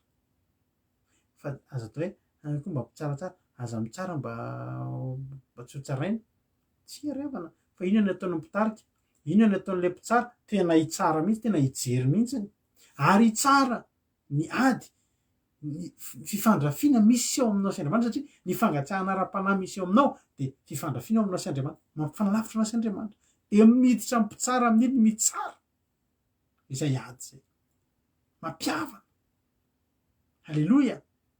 ka efa hoe mpitsara hoa de mpamonjy ny mpitsara de mpiaro halleloia ka hamonjy anao amin'ny fisarahana amin'Andriamanitra famonjenanao tsy ho tafiala amin'Andriamanitra karaha nibedesana aminao amin'ny fahotana ataonao io dia raiso manomboka androany fa misy asany mpitsara de tena mitsara tokoa aloha ianao zany ranabavy tato ato ohatry ny de ataovy ny asanao ianao igny afaka ataon'Andriamanitra mpitsara raha tianao ny olona raha tianao io olona io de tena midiry anao hitsara hijoro mpitsara halleloia azotsika tsara ny dikan'le mpitsara eto tsy hoe mitsaratsara le tenen'le hoe mitsaratsara ivelany fa jereko sa aloha ny ivelany satria tsika tsy mahita ny anatiny fa ny anatiny ampahitan'Andriamanitra tsika halleloia misy fotoantsika rehefa mivavaka de mahita fahitana de ny fahitana iny raha misy olona hitanao de teneno izy ranabavy ianao tena mila mitandry ianao am'le ohatr'izao fa ohatr'izao ahitsy halleloia de ahitsy ka za zany zao za mananatra anareo tsy indraindray reo za refa tsy mba misalasala satria zao fantatrareo tsara teo lay tenenitsika teo fa Andriamanitra de tezitra amin'ny mpitsara tsy marina ny mpitsara tsy marina de zao misy zavatra ataonao fa tsy miteny izy nareo misy fotoana tezitra za nge riavana tena teneniko anao fa matetika misy fotoana ohatr'izany tena manandry de tezitra be amiko le olona anarina tena tezitra fa ny zavatra tsara fantatrareo de zao za ndre tsy tezitra de reo ohatry hoe milongolongy amiko tezitra amiko lasa miavinavinao de malahelo any fa tsy mampanina anazy satria zao aleoko nareo ny tezitra amiko zay Andriamanitra ny tezitra amiko za nahita anareo nanao zavatra tsy mety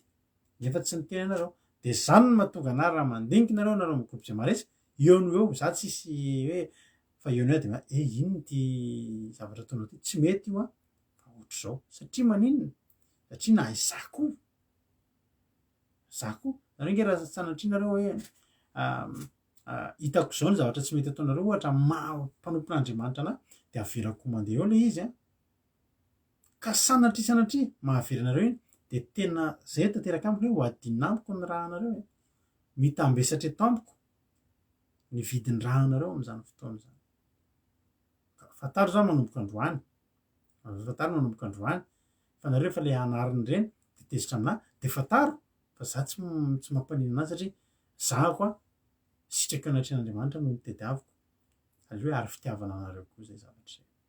ka zao riavana ny mpitsara tena ilaina teo amin'ny baiboly ilain'ny zanak'Israely ny mpitsara zao nge riavana ajenao tsara bokin'ny mpitsara zao vakitsika ny mpitsara isaky ny mamaky anao isaky ny maty ny mpitsara anankiray de zao ny zavatra tsy maintsy voasoratra ao anatin'ny baiboly raha manomboka amin'ny mpitsara fahatelo zao tsika de zao le soratra 17 ary nanao zay ratsy teo masony Jehovah ny zanak'Israely zay foana amin'ny 14 zao mpitsara toko 14 ary ny zanak'Israely nanao zay ratsy teo masony Jehovah rehefa miteny an'izay ny zanak'Israely rehefa nanao zay ratsy de tonga de aoriana kelin'izay de anangana mpitsara foana Andriamanitra jereo zao amin'ny mpitsara toko fahatelo ny eo amin'ny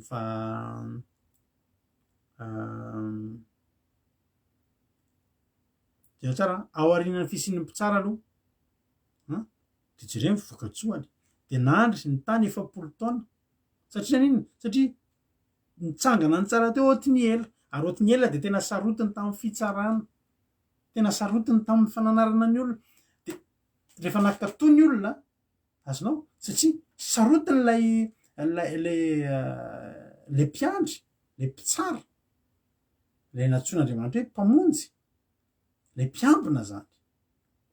inona ny voka-tsoany ny fisin'ny mpiandry ny fisin'ny mpitsara de tsotra makatoy ny olona de mandry fehizay mahatonga ny fiainareo mandry fehizay nge de tsotra nareo tsy mananao foana atsaharo ny fanaovanaovana foana atsaharo alleloia longolongo kely fotsiny izy Suzelle misy milongolongo kely zay fotsiny de tsy raha ino le mpitsara koa aloha tsy asiana anina de miverina ho azy hoe ihany alleloia amen azao ry havana ao arinan'ny fankatoavana ny anatry ny mpitsara de mandry fehizay mahatonga ny fiainareo mandry fehizay de satria nareo nakatoa alleloia ary ny tsy anaovanaovana foana ny tsy anontana de ny fiverenana ho lasa babo fa isaky ny manota de lasa babo ary ao arinan'ny fahafatesan'ny mpitsara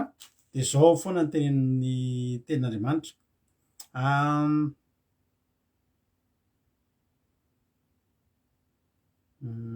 misy an'izay foanao any amin'ny mpitsara toko faefatra andiny voalohany zao de ny zanak'Israely de nanao zay ratsy teo maso isaky nisy mpitsara iray atsangana de zay foana ny teny hoe de nanao zay ratsy teo masony Jehova ny zanak'Israely rehefa anangana ny anangana ny Gideona zao any amin'ny andin'ny mpitsara toko fahenina de zao ny voalohany ny andiny voalohany ary nanao zay ratsy teo masony Jehova ny zanak'Israely de natolo Jehova teo tanàn'ny Midianina 7 taona izy de teo Andriamanitra nanangana n'izy indray nanangana ny Gideona de rehefa nangana ndray de isaky ny anangana mpitsara zany eo tsara rehefa ohatra indray any amin'ny rehefa anangana ny jereo vakino io fa isaky ny anangana eto zao rehefa maty Abimeleka tao aorian'andry Jaira zany any amin'ny mpitsara fahasivy mpitsara toko fahafolo andiny fahenina ary ny zanak'Israely de nanao zay ratsy teo masony Jehova ka nanompo amin'ny Bala sy Astarta sy ny andriamanitry ny Asiria de inona ndray de nanangana mpitsara vaovao indray Andriamanitra de ohatr'izany hatrany hatrany rehefa nangana ny Samsona any amin'ny mpitsara toko fahatelo ambin'ny folo andiny voalohany ary ny zanak'Israely nanao zay ratsy teo masony Jehova ka de natolo Jehova teo tanàn'ny Filistiny 70 taona ambadiky ny fanaovana ratsy de atolotr'Andriamanitra foana ho babo de aorinan'izay manangana mpitsara ka raha miaino an'le mpitsara makatoy zay lazain'le mpitsara amin'ny alalan'ny tenin'Andriamanitra dia verina amin'ny laony ny ary tsara noho ny teo aloha ny fiainana zao ry havana navatra tiako tenenanareo tao amin'ny baiboly mpitsara no mitsara ny zanak'Israely fa rehefa taty aoriana de nitsangana ny atao hoe Sinedriona zany de zao mpitsara fa mpitsara ambony ohatran'ny hoe raha misy ny polisy zany de misy ny polisy de polisy ohatran'ny hoe mpitsara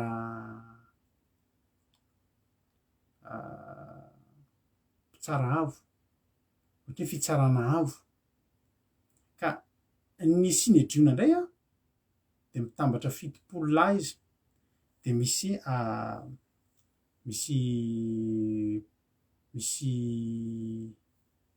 misy amboniny anankiray sefony anankiray de 70 lahy Sinedriona ary ny Sinedriona rehefa mitsara de tsy zakan'ny olona fa ny Sinedriona zany rehefa mitsara ny mpitsara rehefa mitsara de mananatra anao tsotra amin'ny tenin'Andriamanitra le ohatra zao tsy mety tandremo ohatra zao tsy ohatra zao orana bavy le ziponao ohatra ny lasa ampidipidino io fa tsy fahamasinana angelana bavy io manana fahamasinana ny mpitsara rehefa mitsara de mitsara amin'ny rariny sy ny amin'ny itsiny fa ny sineotrina ndray manana nomena fahefana ambony lavitra noho ny mpitsara ry avako malala ary mafimafy tena mafimafy mihitsy ny fitsaran'ny sineodriona ary ny sineodriona tena ohatrandreny polisy reny mihitsy tena afaka manao enkety anao afaka manontany zay fanontaniana ty ry avako malala zany hoe misy zavatra tsy vitan'ny nadinona ny momba ny mpitsara fa ny soloana sineodriona ary rehefa entinao amin'ny sineodriona zany ianao fa tena mitomany mihitsy ny olona tam'izany etiny eo amin'ny sineodriona sady tena mafy be ny enkety no mafy be ny fananarana ny fampianarana ary tsy tatin'ny olona ny tonga eo am'izany atao hoe tonga eo amin'ny sineodriona zany iretina fotsiny hoe taloha mpitsara izy rery mananatra anao fa rehefa miditra amin'ny sineodriona ampidirina anatina trano anankiray anao amina trano fitsarana de eo sineodriona 70 miara-manadina anao eo ary tsy tatin'ny olona zany nefa de zay no nataon'Andriamanitra zary tiako atongavana de zao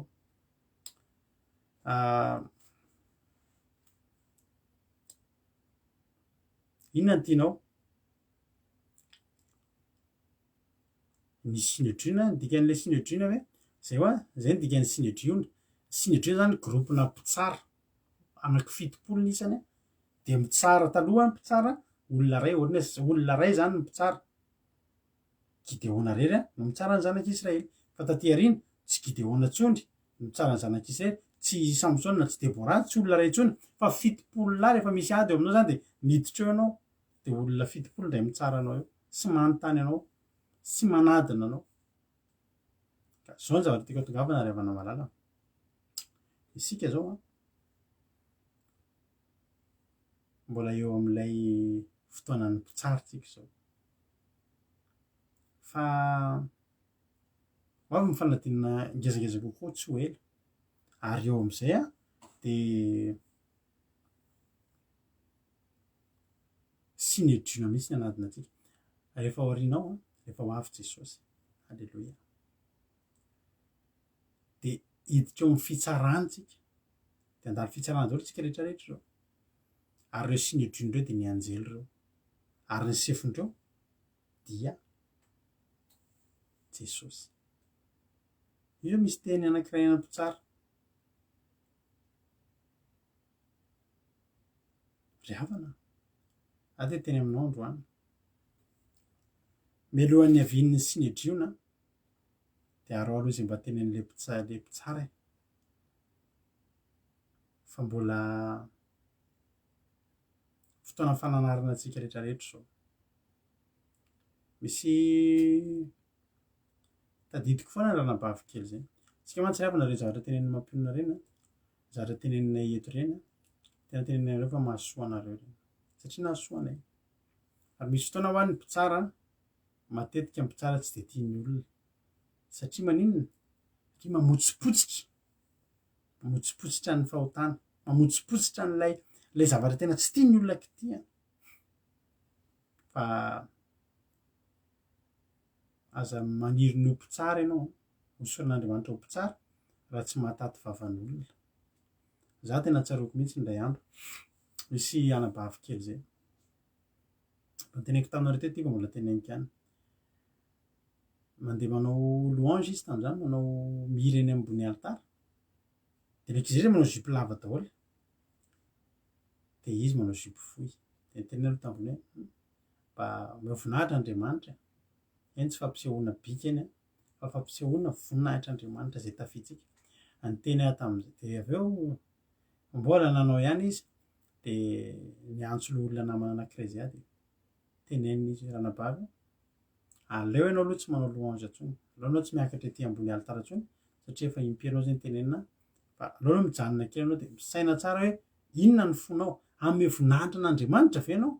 sa mbola hijanona am'zao zavatra ataonao zao satria tsy fitafy-tsimotiny zany tsy mety zany de tsy sitrapon'Andriamanitra zany de avy eo am'izay tomany tany amin'ny mamany tany le ranabavy tena tsony mamany tam'izay tena teny mahery tam'izay nahazo teny mahery ary ny teny nampalahelo olona roa lahy zay ny teny azy fa zaka ihany nahazo ny anjarako tena tena narary zay teny zay raha tsy anao hoe fiangonana io non seho anao ohatr'izany ohatr'izany fa voninahitryandriamanitra tsy maintsy arovana na ahoana na ahoana e fa ny tena mampalahelo ke ravana de zao e taty arindrina volana vitsivitsy nampalahelo be mihitsy nahazo anirana bavikely io fa tena nodimandry tamin'ny alalan'ny fijangajangana nodimandry mbola tanaty fahatanorana kely fa nampalahelo zany raha tiana tenenina de zao andriamanitra tsy mbola nananatra antsika amin'ny zavatra tsara zany hoe manao zavatra tsara anao de anariny aza manao an'io tsy zany fa ny ananarana atsika de tsotra isika tokony mandeha amin'ny sitrapon'andriamanitra satria mahatsara atsika ary mahasoa atsika ny fandehanantsika amin'ny sitrapon'andriamanitra de jerenao ny bokin'ny mpitsara rehefa te hijerenao hoe inona no zavatra nitranga teo amin'ny fiainan'ny ny zanak'Israely rehefa naninona izy ny babo ary rehefa naninona izy no nitahin'andriamanitra rehefa naninona izy no niverina indray ny fahasoavan'andriamanitra teo aminy de tao aorian'ny nitsanganan'ny mpitsara ananatra azy sy niverenany tamin'andriamanitra tao aorian'ny fananarana izay nataon'ny mpitsara taminy ka zany te teny aminao androany hoe ilaina ry havana ny mpitsara eo amin'ny fiainana ilaina ry havana ny zoky ara-panahy eo amin'ny fiainana ilaina ny olona mpananatra eo amin'ny fiainana mba ianao tena malahelo raha tsy mba misy mpananatra zany eo amin'ny fiainana fa mampalahelo be ny fiainan'olona tsy misy mpananatra zany eo amin'ny fiainana ry havana satria tsy ho taparay amin'andriamanitra mihitsy zany olo zany ary tadidio fa ny mpitsara zay atsangan'andriamanitra ianao koa zany aza mitsangana ho mpitsara raha mbola tsy hainao kory ary ny zavatra zay tena tokony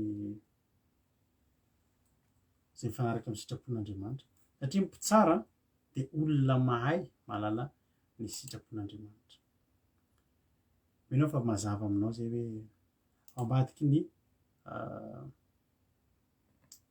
ao ambadiky ny fiverenan-dalana de menoa ny mpitsara ianao menoa ny mpitsara menoa ny afatr'andriamanitra amin'ny alalan'ny mpanompony raiso ny fananarana fa olona voanatra daholo reo lasa tafita tao anatin'ny baiboly reo ry havana malala aza mbatezitra zany raha sesaka tenin'andriamanitra ny ananaranao resaka fitondran-tena ny ananaranao aza mbatezitra zany satria ny mpitsara koa de olona manam-pitiavana amin'ny olona izay anarany ho ten'andriamanitra itsika tsirairay avy za mino fa aorian'ny fananarana mandray fananarana ianao de andro fahizay anao mandritry ny efapolo taona lamina ny fiainana tamin'izany rehefa nataontsika ny lamina fifandraisantsika amin'andriamanitra ary zay ny fandaharan'andramaka izao de hijoro foana mbola hitsara ary nao aza matahotra fa nareo nge tsy nareotreritra zany nge teneninay misy aminareo zao mpijery eto mbola tena tsy ao anatiny zany hoe fitondran-tena mendrika an'andriamanitra mihitsy zay tsy miteny anareo ny antony de satria zao mbola tsy ananany alalany nareo fa ny ankizy zao eto amin'ny groupe zay maro tsy reo mandray anjary reo reo efa olona afaka reo ary araka ny teniko tamin'ny hoe tamin'ny andro mbola andevo ny olona rehefa andevo ny firenena hafa ny zanak'Israely mbola tsy mila mpitsara fa rehefa olona afaka izy de tsy maintsy nasiana mpitsara mba haninona mba hahatonga azy tsy verina any amin'ny tany fanandevozana intsony ho tahiny tompany itsika tsirairay avy de mahereza de mandraisa fananarana fa tia atsika Jesosy halleloia amen vavatsika aorinan'ity iray ity de andosika samy mangataka amin'andriamanitra ampianaro tompo mba ho haiko mitondra an'ilay voninahitra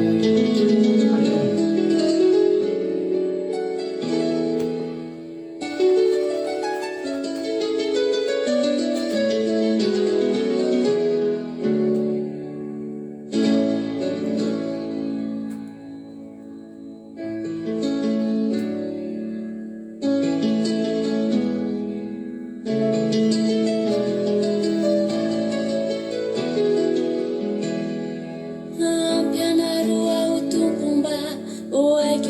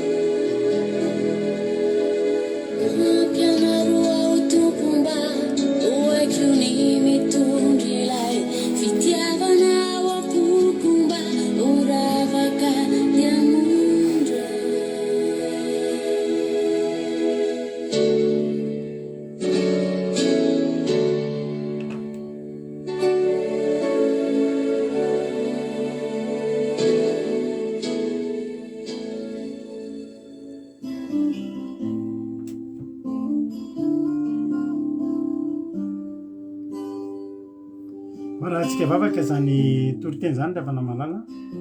raha tsika vavaka avokoa zany zavatra zay nianarantsika teto zany androany de teneno hoe tompo a za manaiky no ampianarinao manomboka androany aza atao mihitsy ry havana hoe ianao ihany no mamerina anao lasa babo a fa ainao ary anananao ny fahefana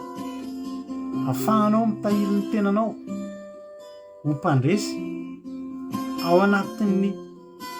fiadanam-po filaminantsaina dia amin'ny alalan'ny fanaovanao ny sitrapon'Andriamanitra ihany azonao atao zany ary azon'Andriamanitra tao halleloia avelao Andriamanitra hitsatsehatra raiso ny fananarana matahorana fa zany ny fiandoham-pahalalana ary zany ny atonga amin'ny fiainantsika ho voata sy ananantsika fiadanana dia fakataovantsika n'Andriamanitra bavakantsika amin'izao fotoana izao misaotra Jehovah Andriamanitra misaotra anao zany amin'ny taom-baiboly izay nanasianao an'izany mpitsara izany Andriamanitra nafahanay nafahan'ny olona tavaverina taminao nampianatra sy ny tantana ny olona iverinao aminao Jehovah Andriamanitra ary zay koa Jehovah Andriamanitra dia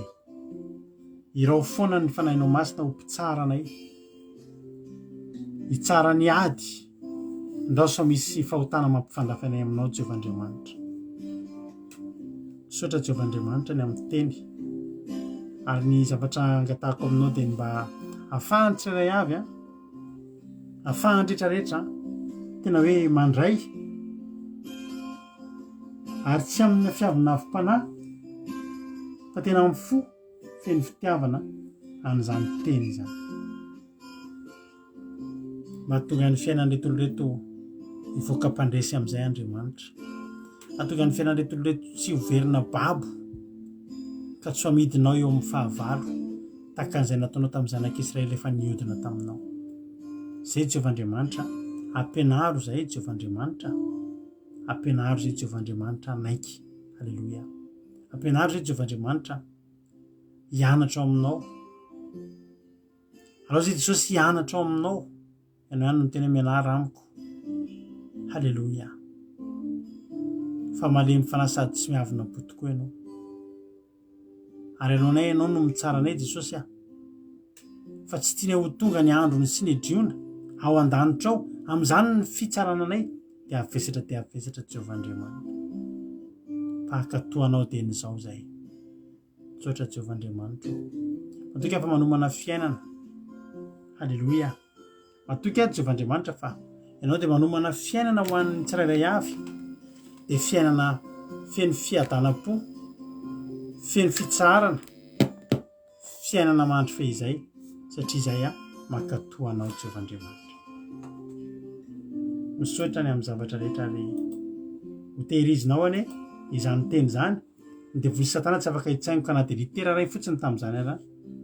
ho voninahitry ny anaranao Jehovahandriamanitra hamoha fizatoeny ety anatin'ny tsirairay avy izany teny izany hamokatra hitondra anay ho any an-danitra, hitondra anay olom-bovonjy ho voninahitry ny anaranao. Misaotra Jesosy. Halleloia. Amen. Hivavakantsika amin'izao fotoana izao firenena Kandoa mpandrotsika nanabavintsika Erika hivavaka ho an'ny firenena. Tany tompo ranabavy Erika anao ny fitenenana. Thank Jesosy tika rehetra, thank Jesosy pasitera mbola hiara hivavaka tsika ho an'ny firenena sy anarana fotoana. Ry Jesosy tomponay mbola misaotra sy midera ary mankalaza ny anarana ndraiky any tsiary ity. Misaotra noho ny fitantananao anay tsirairay avy reto mbola nafahana indraina ndre miteninao androany. Mankasitraka tomponalalo satria mbola nitahy anay ianao, miaro anay ianao ary mitantana ny fiainanay nandritry ny tontolo andro iny ka ahafahana indray mbola mifanatry tava aminao amin'ny tsiary ity. Misaotranao zay Jesosy malala ary mankasitraka anao zay tamin'izany teny mamy izay nampitondrainao ampanofenao izany dia teny manitsy mananatra anay indray amin'ny tsiary ity dia raisitsinay atokoa izany Jesosy malala satria ilainay ny fampianarana, ilainay ny fanitsiana satria raha tsy voalintsy izay dia mety ho tratran'ilay fitsarana marina izay fitsarana lehibe mety haminga anay, mety hamotika anay Jesosy malala. Fa androany zay dia tena hoe nahintsinao ilay tamin'ny teninao mba tena andeha amin'ny fahamarinanao hiala amin'ny ratsy fanaonay, hiala amin'ny fahotanay, hiala amin'ny fahazaran-dratsinay. Fa misaotra indrindra Jesosy tamin'izany teny mamy dia nampitondrainao mpanofinao izany satria izao fandarana izao dia fandarana tena hoe avaninao, fandarana tena hoe natokanao hitsara tsy hoe hitsaratsara foana fa hitsara marina ka hitaky any olona maro andeha amin'ny lala marinao, andeha amin'ny fahamarinanao, anao sitraka ao Jesosy malala. Ka izany tsaoranay androany Jesosy satria tena ilainay izany teny izany, teny fanitsiana sy fampianarana anay izany tena hoe akatoavinay Jesosy dia ampireketo ao aty anatin'ny fonay tsirairay avy izany mba dia mitoetra Jesosy mba tsy hoentiny hoe fahatevezerana anay izany na hoe ampitodika anay indray tsy hanantona anao fa entina hitsaina mbola ampitomboana indray ny fanarahanay anao sy ny fitiavanay anao Jesosy satria matoa izany voaporiketo dia tianao hiala amin'ny fahazaran-dratsinay izay tsirairay avy dia misaotra Jesosy, misaotra indrindra fa tena marina loatra izany teny izany ka androany zay Jesosy dia mbola metraka indray ny firenenay ao am-pelantananao izany firenenay izany koa dia mbola mila izany fanitsiana izany Jesosy satria mbola maro Jesosy misaratra mitrango ao anatin'ny firenenay mbola maro ny fahotana miseho ao tena mihoapatana mihitsy indraindray Jesosy malala ny fahotan'ny vahoaka malagasy maro mbola manompo sampy, maro mbola mivavabavapoana Jesosy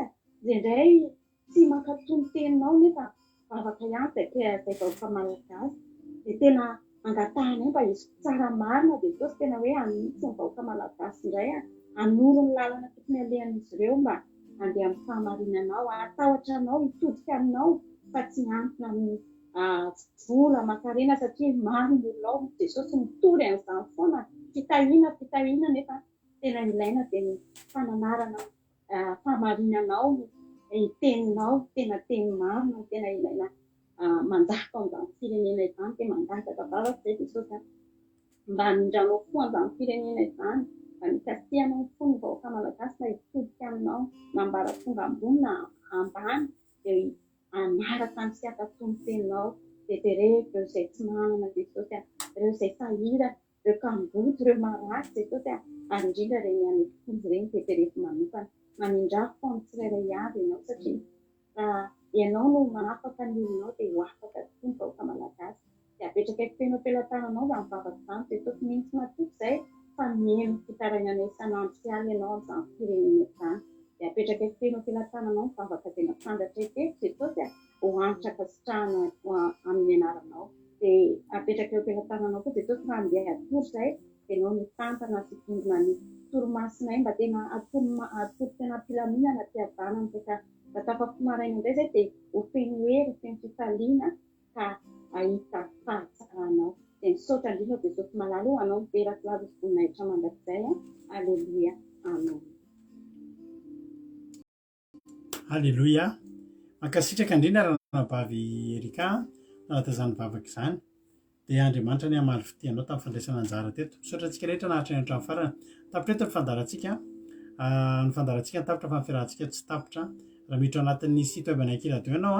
www.andramokaizao.com www.andramokaizao.com misy mandefa ilay lien rehefa avy eo ato anaty commentaire dia afaka hitanareo dia ao nareo afaka mihaino ny onjam-peo Akira Radio izay mandeha andro aman'alina tsy tapaka mihitsy mandritra ny herinandro ary misy totena isaky ny adiny 3 amin'ny ray amin'ny 4 amin'ny 7 ora maraina dia amin'ny 10 maraina dia amin'ny ray dia amin'ny 4 dia amin'ny 7 arivo misy toloteny foana ka raha mbola tsy naheno tsara ianao zao tolotentsika zao fandarantsika teto androany dia miverinao indray rapitso amin'ny 10 maraina raha ozy ianao mbola tsy teneno hatramin'ny voalohany na mbola te hieno tsara fandroany dia manasa anao rapitso amin'ny 10 ao anatin'ny Akira Radio.